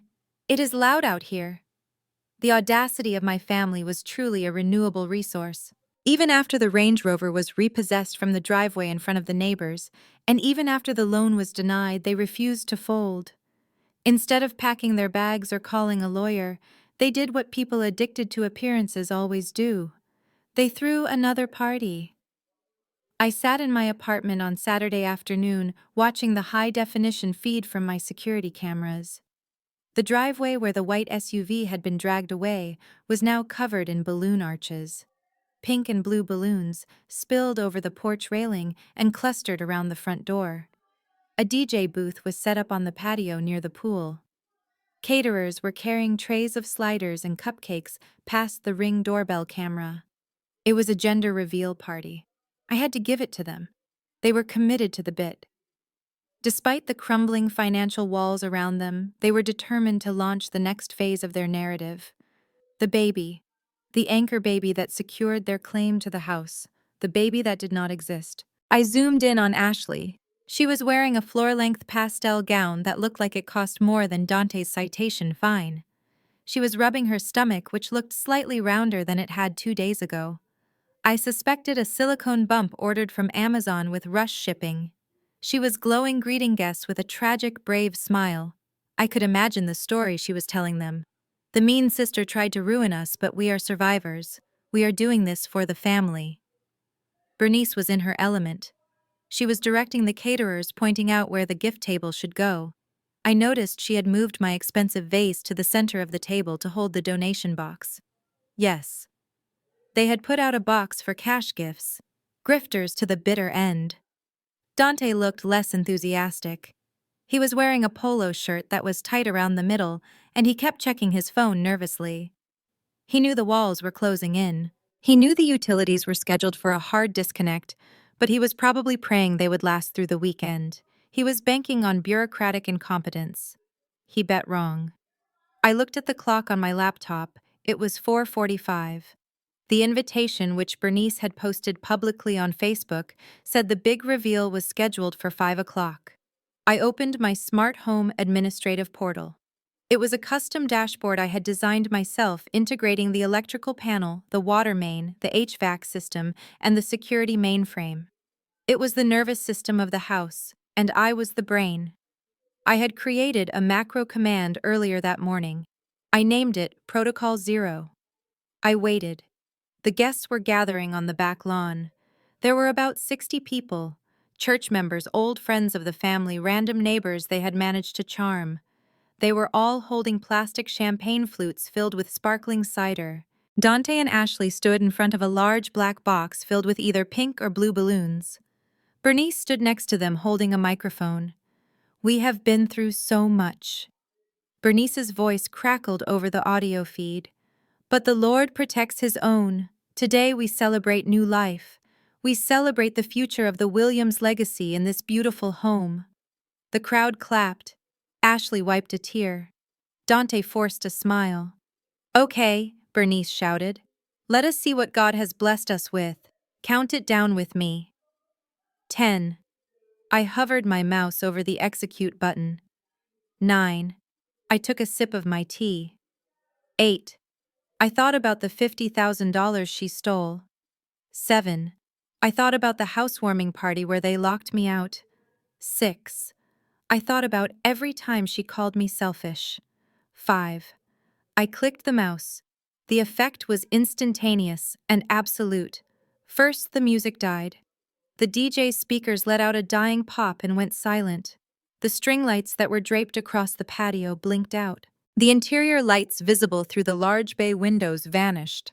The hum of the pool filter stopped. The crowd gasped.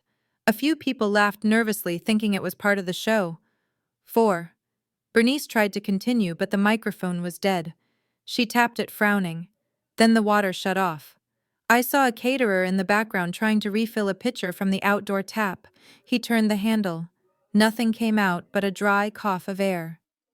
3. The HVAC units slammed shut.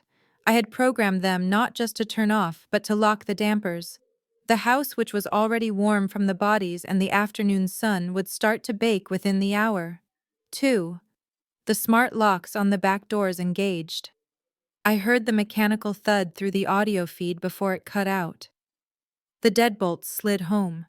They were locked out of the house, or locked in if anyone was inside using the bathroom. 1. The pièce de résistance. The security system. I had bypassed the silent alarm. I went straight for the audible breach protocol. The external sirens mounted under the eaves erupted. It was a sound designed to disorient intruders and alert the entire neighborhood, a piercing, oscillating shriek that vibrated in your teeth. The guests screamed. Hands flew to ears. The orderly gathering disintegrated into chaos. People dropped their drinks. The black box containing the balloons was knocked over in the panic, but it did not open. It just rolled into the pool and floated there, a dark, ominous cube. Ashley grabbed Dante, screaming something I could not hear over the alarm. Bernice looked up at the house, her face twisted in confusion and rage. She knew. In that moment, she knew it was me. I watched as the guests began to flee. They ran for the side gates, streaming into the driveway to get to their cars. Nobody wants to stay at a party that sounds like an air raid siren. Dante ran to the back door. He grabbed the handle and yanked. Locked. He pounded on the glass. He tried the keypad. I watched him punch in the code. 1, 2, 3, 4. The keypad flashed red. Access denied. He tried again. Red. He pulled out his phone. He was opening the smart home app. I had anticipated this. I had not revoked his user access yet because I wanted him to see the error message. I switched windows to monitor his login attempt. Biometric authentication required. The system prompted. Dante stared at his phone. He used his thumb. User not recognized. Admin fingerprint required. He tried his Face ID. User not recognized. Admin Face ID required. He looked at the phone, then he looked at the camera mounted above the door. He looked right at me. I saw him mouth my name. Tiana. He threw the phone into a bush. The siren continued to wail. It was relentless. It was the sound of consequences. Ashley was on the ground again, having another one of her episodes. She was crying hysterically, clinging to Bernice's leg. Bernice was trying to shout orders, but nobody was listening. The caterers were packing up their trays, moving with the urgency of people who wanted to get paid and get out. I watched for another 10 minutes. The crowd thinned out until it was just the core trio and a few stragglers who were too confused to leave. Finally, a police cruiser rolled up the driveway. The neighbors had called in a noise complaint. I watched the officer walk around the side of the house. It was the same older officer from the other night. He looked annoyed. He shouted something at Dante. Dante shouted back, pointing at the house and making frantic gestures. I decided to show a little mercy. Or rather, I decided to save the battery life on my cameras. I deactivated the siren. The silence that fell over the yard was heavy. The officer was talking to Dante. I could pick up the audio again now that the screaming had stopped. "You need to turn that off permanently, or I am writing you a citation for disturbing the peace," the officer said. "I cannot," Dante yelled. "My sister locked us out. She hacked the system. It is her house technically, but we live here. She is harassing us."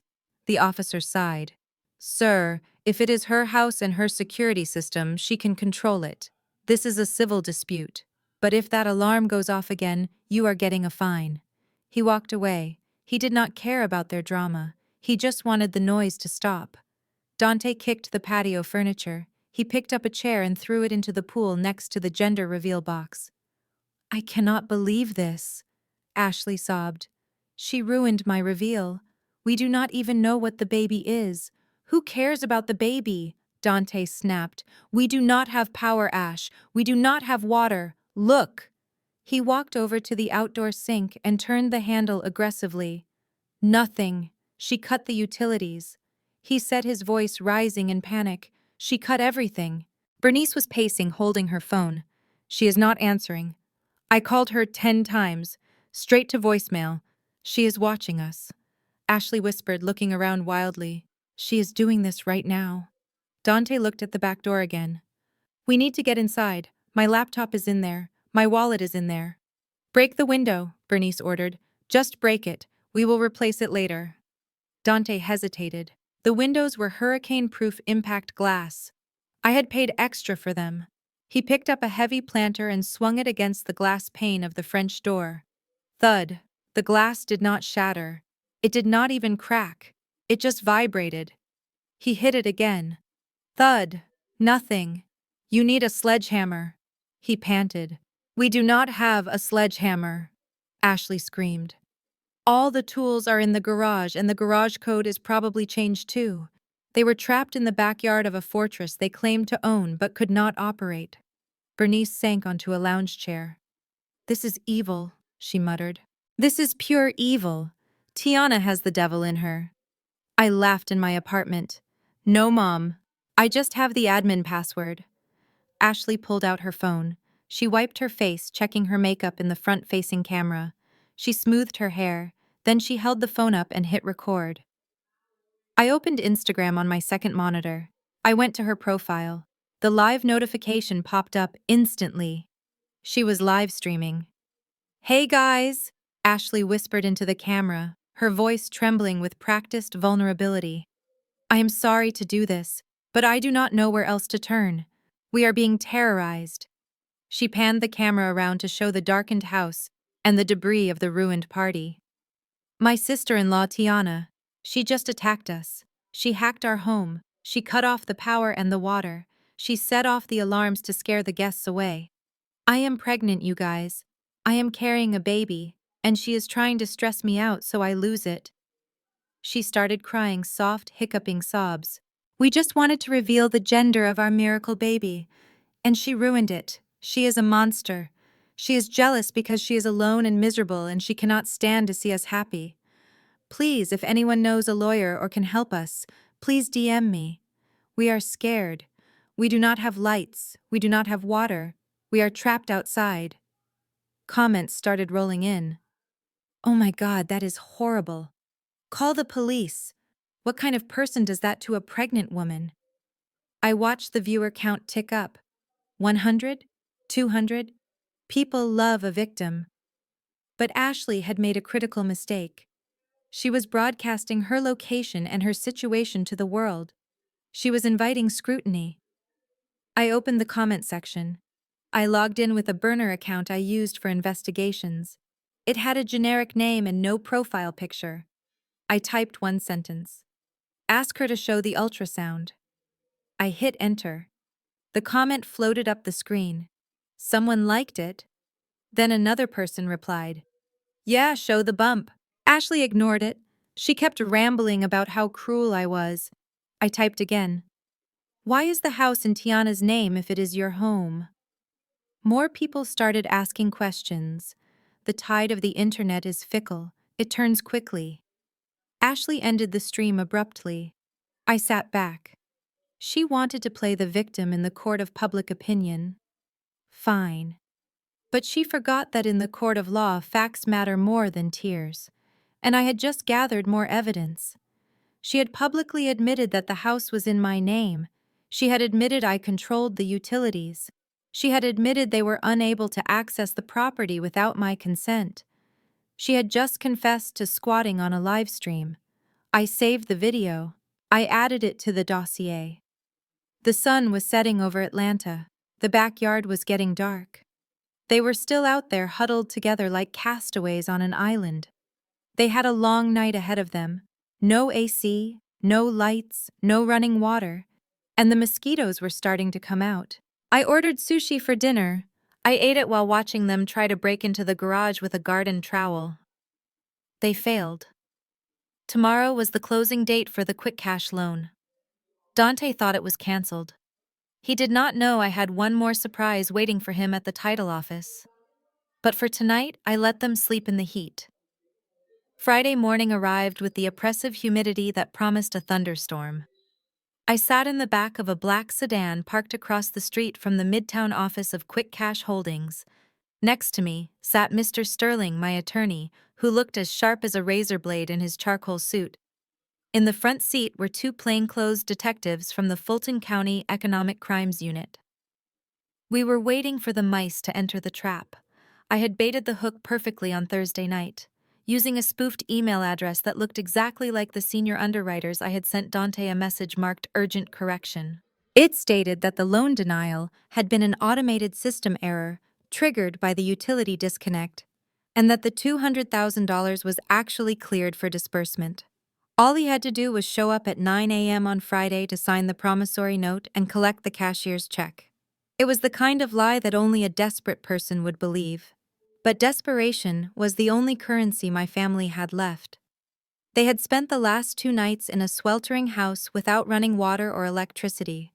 They were hungry, dirty, and terrified of the silence I had imposed on them. The promise of 200 grand was not just money to them. It was salvation. It was the magic wand that would fix the mess they had made. "There they are," Mr. Sterling said quietly. I watched as Dante's battered truck pulled into the parking lot. He hopped out wearing the same linen suit from the housewarming party, though now it was wrinkled and stained with sweat. He tried to smooth it down, adjusting his tie in the side mirror. Bernice climbed out of the passenger side. She was wearing sunglasses, probably to hide the bags under her eyes, but she held her head high, clinging to the last shreds of her dignity. Ashley slid out of the back seat, clutching her stomach with one hand and Dante's arm with the other, playing the fragile mother to be right until the bitter end. They walked into the building with a renewed swagger. They thought they had beaten the system one last time. They thought I was in New York or hiding in shame. They had no idea I was the architect of the room they were walking into. "Let us give them 5 minutes," I said, checking my watch. "I want them to see the contract. I want them to hold the pen." We waited. I watched the second hands sweep around the clock face. I imagined them in the conference room. Gary would be there playing his part, apologizing for the confusion, pushing the stack of papers across the mahogany table. Dante would be grinning that wide golden boy grin, reaching for the pen that would seal his fate. Now, I said. We exited the car and marched across the asphalt. The detectives moved with purposeful strides, hands near their holsters. I walked in the middle, flanked by the law and the truth. We entered the lobby and bypassed the receptionist who had been briefed. We went straight to conference room B. The glass walls were frosted, but I could see the silhouettes inside. I could hear Dante's voice loud and booming. I knew it was a mistake, Mom. I told you. Tiana thinks she is smart, but she cannot stop business. Once this check clears, we are going to a hotel. The Ritz. We deserve it after what she put us through. I pushed the door open. The air in the room was conditioned and cool, a stark contrast to the heat outside. Dante was mid-signature, his pen hovering over the loan document. Bernice was sipping a complimentary water bottle like it was champagne. Ashley was looking at a brochure for luxury nurseries. They all froze. Dante looked up. The pen slipped from his fingers and clattered onto the table. Tiana. Hello, Dante, I said, stepping into the room. Hello, Mother. Ashley. Bernice stood up, knocking her chair back. What are you doing here? You cannot stop this. The bank admitted it was an error. We are signing. This is our money. I walked to the head of the table.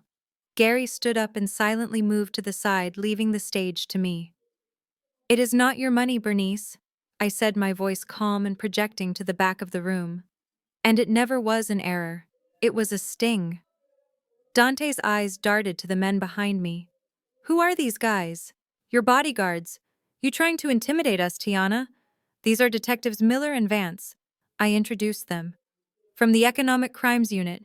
And this is Mr. Sterling, my attorney. We are not here to intimidate you, Dante. We are here to arrest you. Arrest me. Dante laughed, a high-pitched sound that bordered on hysteria. For what? Getting a loan? It is not illegal to borrow money, Tiana.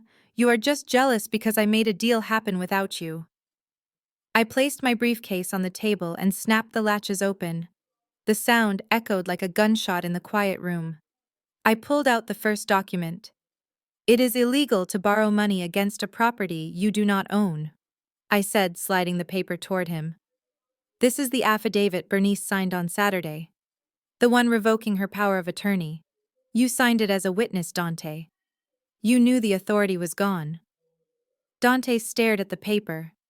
That was just for the furniture. I pulled out the next document. And this is the time-stamped log from the county clerk showing the quitclaim deed you tried to file on Monday. You attempted to transfer the title using a power of attorney that had already been revoked. That is called filing a false instrument. It is a felony. Bernice stepped forward, her face twisting. We did not know. We thought it was still valid. It was a misunderstanding. Misunderstanding, I repeated. I pulled out the transcript of the text messages between Dante and his loan shark friend, the ones where he bragged about tricking the system. I got the deed through before she noticed.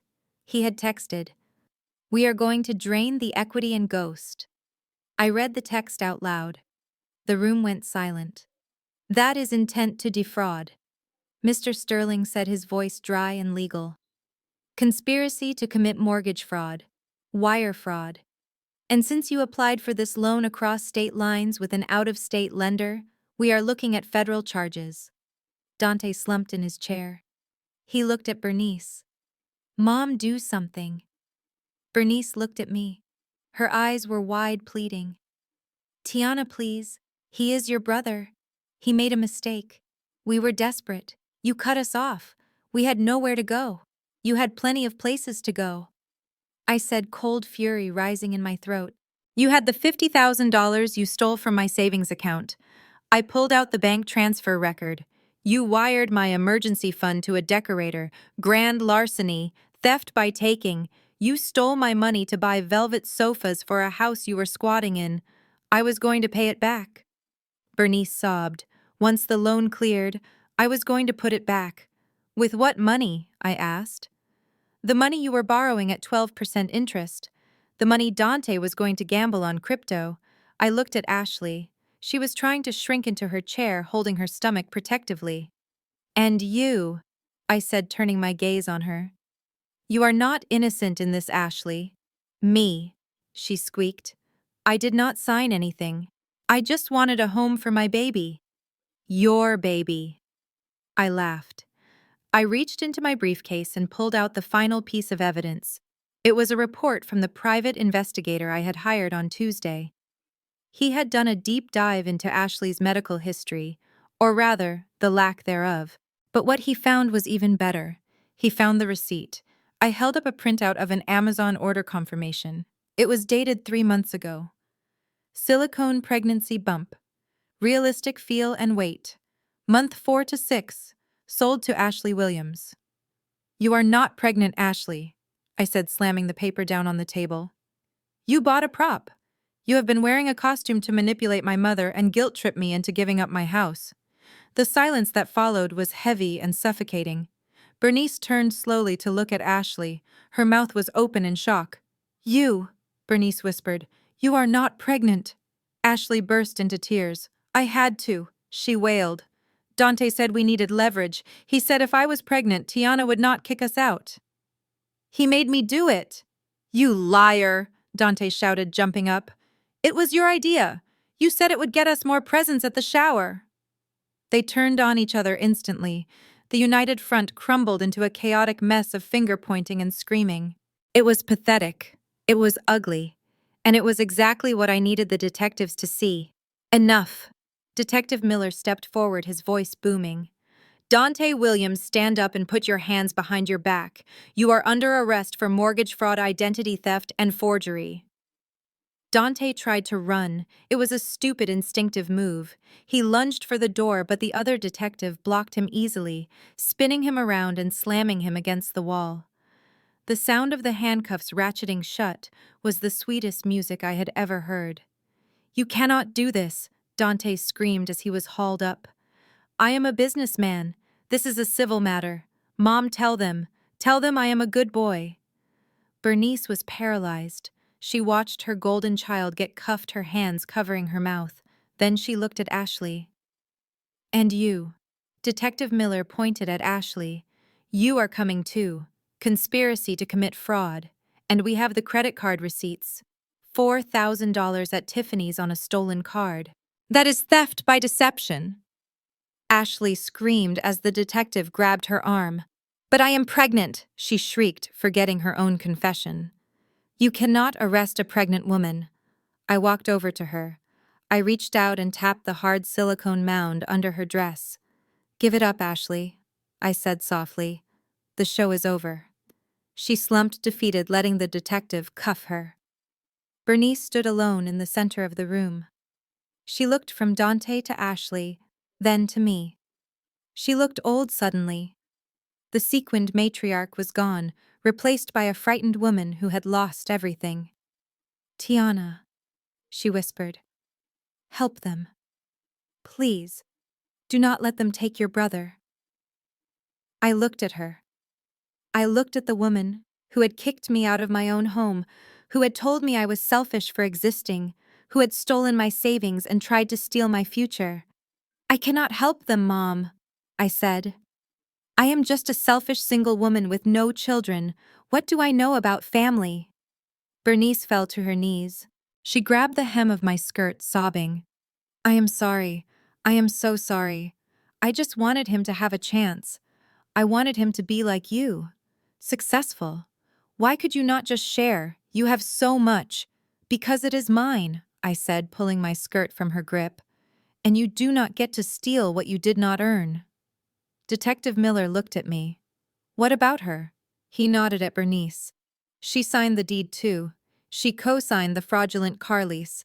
She is in deep. I looked down at my mother. I held her fate in my hands. I could send her to prison right now. I could add her to the docket and watch her rot in a cell next to her precious son. But prison was too easy for Bernice. Prison would make her a martyr. She would hold court in the cafeteria, telling everyone how her ungrateful daughter put her there. No, I had a better punishment in mind. I knelt down so I was eye level with her. I am not going to press charges against you, Mom. Not today. Bernice looked up, hope flickering in her wet eyes. Thank you, Tiana. Thank you, Jesus. I knew you had mercy. But I cut her off, my voice hard as steel. There is a condition. Anything. She wept. Anything, baby. You are going to leave my house. Today. You are going to take your clothes and nothing else. You are going to walk out that door and you are never going to come back. You are going to go live in that little apartment you still have across town, the one you said was too small for Dante. And you are going to spend every dime of your pension paying back the $50,000 you stole from me. I stood up. And if you ever contact me again, if you ever come near my property, if you ever mention my name to your church friends, or try to play the victim, I will hand over the file on the wire transfer to the district attorney. And at your age, Mom, you will die in prison. Do you understand? Bernice nodded her head, bowing low. I understand. Good, I said. I turned to the detectives. Take them away. I watched as they marched Dante and Ashley out of the room. Dante was crying now, begging for a lawyer. Ashley was silent, her face a mask of ruined mascara. Bernice stayed on the floor, weeping into the carpet. I gathered my papers. I snapped my briefcase shut. Mr. Sterling held the door open for me. Are you okay, Tiana? He asked gently. I took a deep breath. The air in the hallway was cool and clean. I am perfect, I said.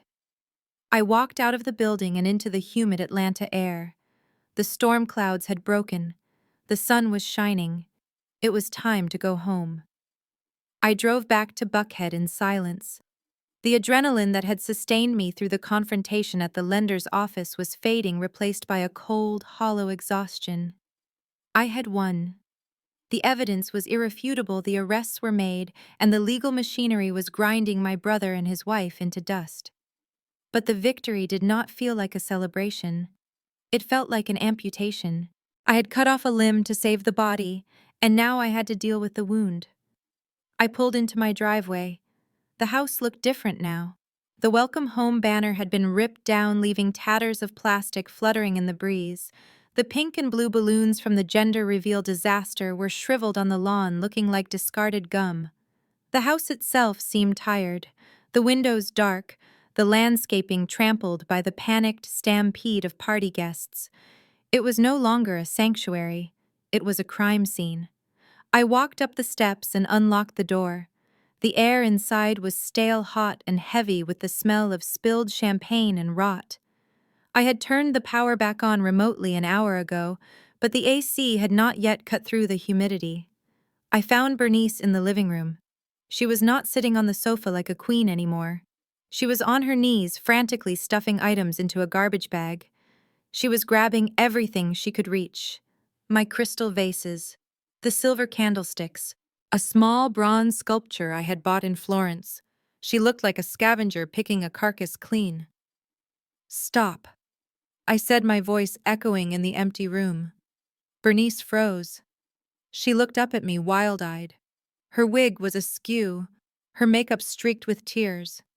She looked 20 years older than she had this morning. I am just taking what belongs to the family, she rasped, clutching the bag to her chest. We need money for bail. We need a lawyer. You will not help us, so I have to do it myself. Put it back, I said, walking further into the room. That is not family property. That is my property. And you are not taking a single thing out of this house except the clothes on your back. She scrambled to her feet, dropping the bag. The sound of breaking glass came from inside it, but she did not flinch. She rushed toward me, grabbing my arms, her fingers digging into my blazer. Tiana, please. You have to stop this. You have to call the police and tell them it was a mistake. Tell them you gave him permission. Tell them you knew about the loan. If you do not, they are going to keep him. They said the bail is $50,000. We do not have it. I looked down at her hands. The same hands that had signed away my rights.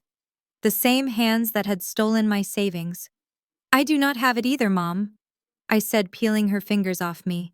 Because you stole it. Remember, you took my $50,000. If you had not been so greedy, you would have had the bail money sitting in your account right now. She wailed, a guttural sound of pure animal misery. But he is your brother. He is your blood. He is going to prison, Tiana. Federal prison. Do you know what that will do to him? He is soft. He is not like you. He cannot survive in there.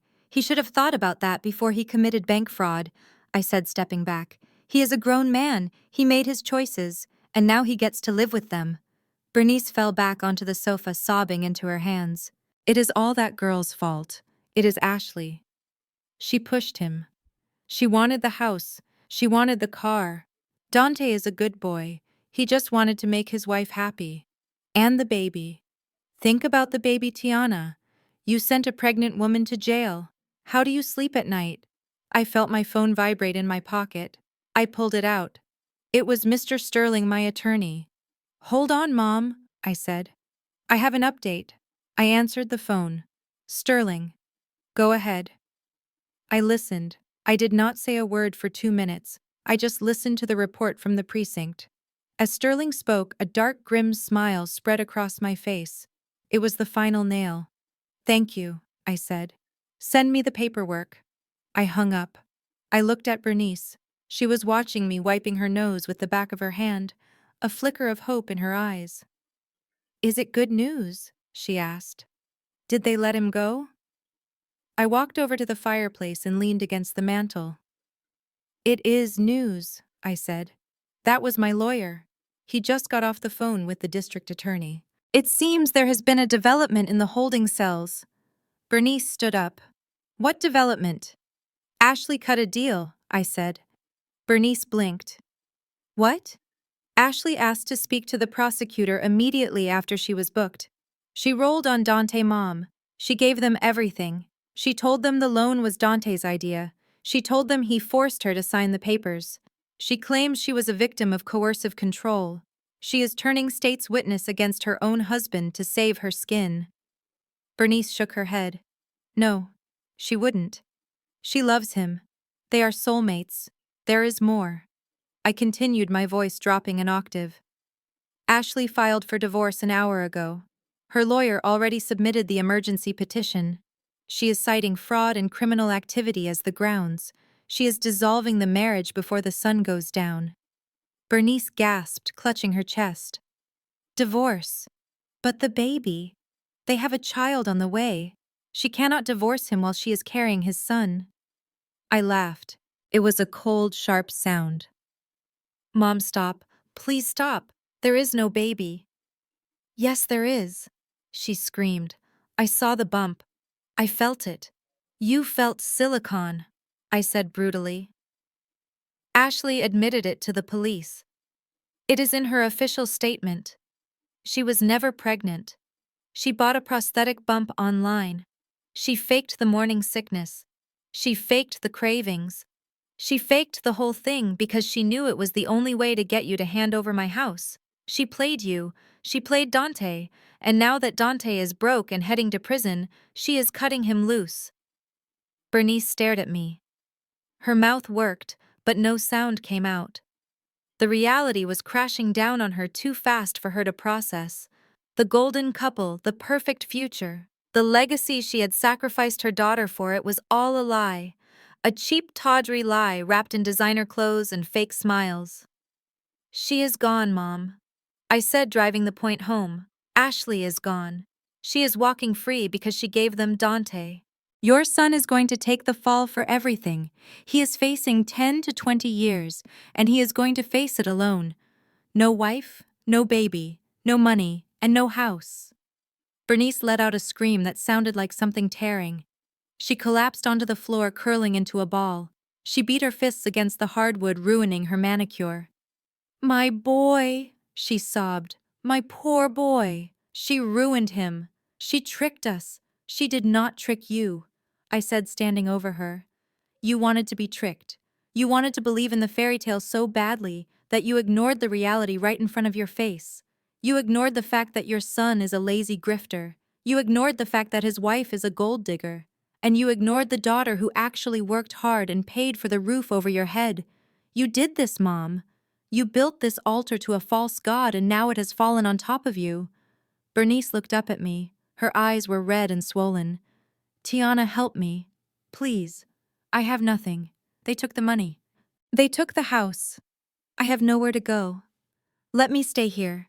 Just for a while. Just until I get Dante sorted out. I will sleep in the guest room. I will clean. I will do anything. Please do not put me on the street. I looked at the woman who had birthed me.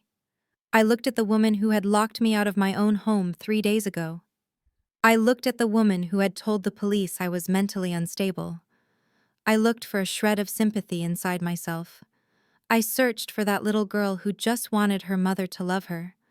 But that little girl was gone. She had died in a motel room off I-20. I reached into my bag and pulled out a folded document. It was the last paper Sterling had prepared for me. Get up, I said. Bernice struggled to her feet, leaning against the sofa for support. This is a notice to quit, I said, handing her the paper. It is a formal eviction notice for squatters. Since you have no lease and no legal right to be here, this is a courtesy. She took the paper, her hands shaking so hard she ripped the corner. Eviction, she whispered. You have 24 hours, I said. But honestly, I do not want you here another 24 minutes. You have a choice. You can leave right now voluntarily, and I will let you take your car, which I know you are behind on payments for. Or you can stay and I will call the police again. And this time, I will show them the bank records of the theft you committed. And you will go to the same jail cell as Dante. Bernice looked at the paper, then at me. She saw the void in my eyes. She saw that the bank of Tiana was closed forever. You would send your mother to jail? She asked, her voice trembling. You sent your daughter to a homeless shelter, I replied. We are even. She flinched as if I had struck her. She looked around the room one last time. She looked at the high ceilings she had bragged about. She looked at the view she had claimed as her own. She looked at the life she had tried to steal. Then she slumped. The fight went out of her. She was just an old, tired woman who had bet everything on the wrong horse. I will go, she whispered. She picked up her purse. She did not try to take the garbage bag of stolen items. She walked to the door, moving slowly like she was walking through water. At the threshold, she paused. She did not turn around. I just wanted him to have a chance, she said to the air. He had a chance, I said. He had 1,000 chances. He just never took any of them because you never let him fail. Well, he is failing now, Mom, and you cannot save him. She opened the door and walked out. I watched her go. I watched her walk down the driveway to her car. I watched her struggle to get the key in the ignition. I watched her drive away down the street, disappearing around the corner. I closed the door. I locked the deadbolt. I turned around and looked at my empty, silent house. It was a mess. There were stains on the rug. There were holes in the wall where they had tried to hang pictures. The air smelled of betrayal. But it was mine. I walked to the kitchen. I opened the fridge. It was full of expensive food they had bought with my money. Caviar, truffles, aged steaks. I took out a bottle of champagne they had left chilling. I popped the cork. The sound was loud in the quiet kitchen. I poured a glass. I walked out to the back deck.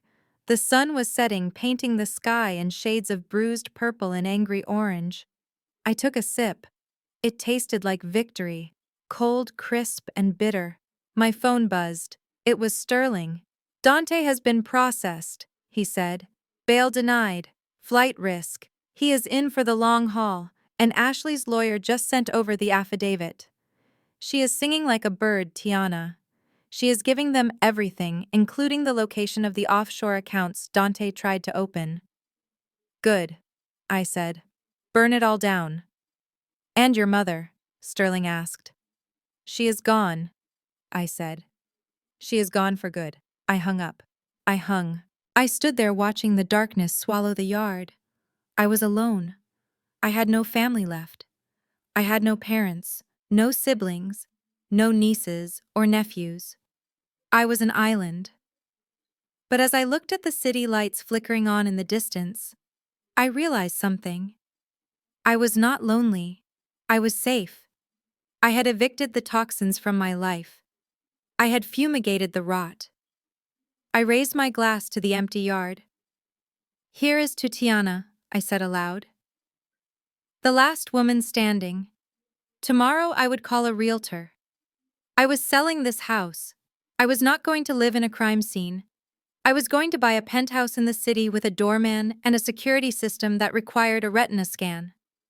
But for tonight, I was going to enjoy the silence. The morning after the arrest, I walked through the house one last time with a real estate developer named Marcus. He was a shark in a tailored suit, the kind of man who bought properties for cash and asked zero questions about why the wine fridge was pried open or why there was a faint smell of desperation in the living room. I did not want to list the house. I did not want open houses with strangers walking through my trauma. I did not want to explain why the master bedroom door had been kicked in. I just wanted it gone. I will take it, Marcus said, standing in the foyer. As is, cash close in 7 days. I named a price. It was 10% above market value. I factored in the emotional distress tax. Done, he said without blinking. We shook hands. Just like that, I sold the dream home I had spent 5 years building. It should have felt like a loss. Instead, it felt like shedding a skin. I was not losing a home. I was disposing of a contaminated asset. The next stop was my insurance adjuster. I had filed a claim for vandalism and theft. The police report citing Dante and Ashley as intruders, combined with the video evidence of them damaging the property, made it an open and shut case. The insurance payout for the ruined floors, the broken window, and the stolen items covered the closing costs on the sale, with plenty left over. I took the check. I took the wire transfer from the house sale, and I went shopping. But this time, I was not shopping for a colonial in the suburbs with a yard for imaginary grandchildren. I was shopping for a fortress. I found it in the heart of Midtown. The spire of the Atlas building pierced the Atlanta skyline, a glass needle of exclusivity and paranoia. The penthouse was on the 45th floor. It had private elevator access. It had a 24-hour concierge who looked like he used to be a linebacker. It had biometric security at every entry point. I bought it. I paid a significant chunk in cash and financed the rest with a rate that my credit score, which I had protected fiercely guaranteed, was rock bottom. Moving day was silent. I hired white-glove movers to pack the few things I had kept from the house. My clothes, my books, the few pieces of art that Bernice had not tried to steal. Everything else, the furniture, the appliances, the memories I left for the developer to deal with. I wanted a clean slate. The first night in the penthouse was a revelation. I stood on the balcony, the wind whipping my hair, looking down at the city grid. The cars looked like toys. The people were invisible specks. I was untouchable up here. Bernice could not drive by and guilt-trip me. Dante could not break a window to get in. Ashley could not stage a fake crisis in my lobby because she would never get past the front desk. I poured a glass of vintage Pinot Noir. I sat on my new Italian leather chair, and I opened my laptop to check the court docket one last time. The wheels of justice grind slow, but they grind exceeding small. Dante's trial had been swift. The evidence was overwhelming. The text messages, the bank records, the video footage of him admitting to the fraud on Ashley's live stream. His public defender had advised him to take a plea deal, but Dante, with his arrogance still intact, had insisted on going to trial. He thought he could charm a jury. He thought he could explain that it was all a misunderstanding among family. The jury deliberated for less than 2 hours. Guilty on all counts: wire fraud, bank fraud, identity theft. The judge was not amused by his attempts to blame his mother or his wife. He sentenced Dante to 3 years in federal prison, followed by 5 years of probation. He was also ordered to pay restitution. I watched the sentencing via a live stream link.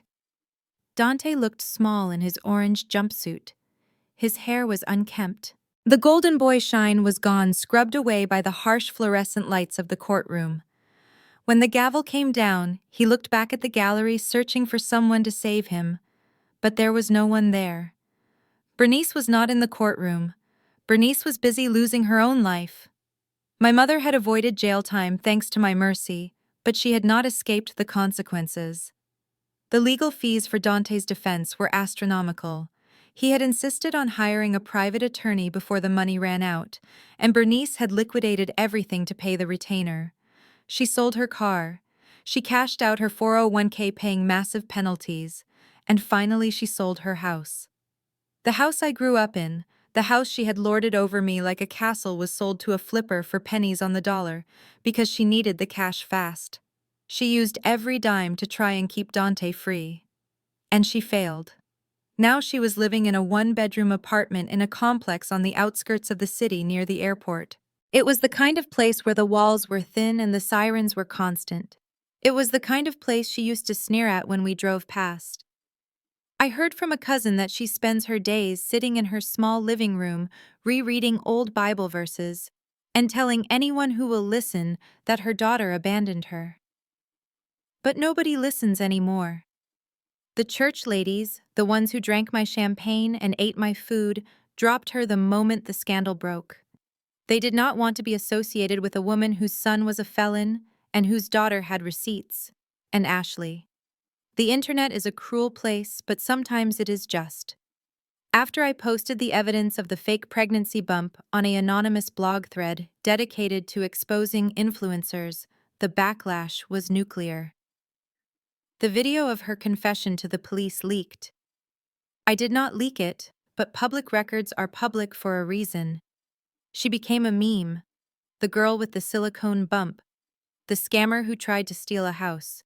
She was fired from every brand deal she had ever scraped together. She was banned from the local boutiques. She was laughed out of Atlanta. The last I heard, she had moved back to her parents' house in rural Alabama. She changed her name on social media, but the comments still found her. She was working at a diner trying to save enough money to get a divorce that Dante refused to sign from his cell. I took a sip of wine. The liquid was cool and rich on my tongue. My phone buzzed on the glass table. I looked at the screen. It was a number I did not recognize, but the area code was local. I knew who it was. It was probably Otis, my father. Or maybe a burner phone from Bernice trying one last time to guilt me into sending money for Dante's commissary account. I did not feel a spike of anxiety. I did not feel fear. I felt nothing but a calm detachment. I picked up the phone. I did not answer it. I tapped the info icon. I scrolled down to the bottom of the contact options. Block this caller. I confirmed the action. Then I went to my settings. I selected the option to change my number. It was a service my carrier provided for high-profile clients. A new unlisted number effective immediately. I watched the signal bars cycle as the new number took effect. The link was severed, the bridge was burned, the ashes were swept away. I stood up and walked to the edge of the balcony. The city was breathing below me, a living organism of light and sound. I was part of it, but I was also apart from it. I had lost my family. I had lost the house I thought was my dream. But as I looked at the reflection of the woman in the glass, a woman who was solvent, safe, and sane, I realized I had not lost anything that belonged to me. I had only lost the things that were weighing me down. I raised my glass to the empty sky. To Tiana, I whispered. I drank the wine. It tasted like freedom. This story teaches us a brutal but liberating truth. Sharing DNA does not entitle anyone to your dignity, your labor, or your peace. Tiana's journey proves that true security comes not from seeking validation from those committed to misunderstanding you, but from financial independence, meticulous documentation, and the courage to enforce ironclad boundaries. We often tolerate abuse from relatives that we would never accept from strangers. The ultimate lesson is that you cannot save people who are determined to destroy themselves, but you must love yourself enough to cut the rope before they pull you down with them. If you believe that respect is a requirement for access to your life, hit that like button and subscribe for more stories about reclaiming your power.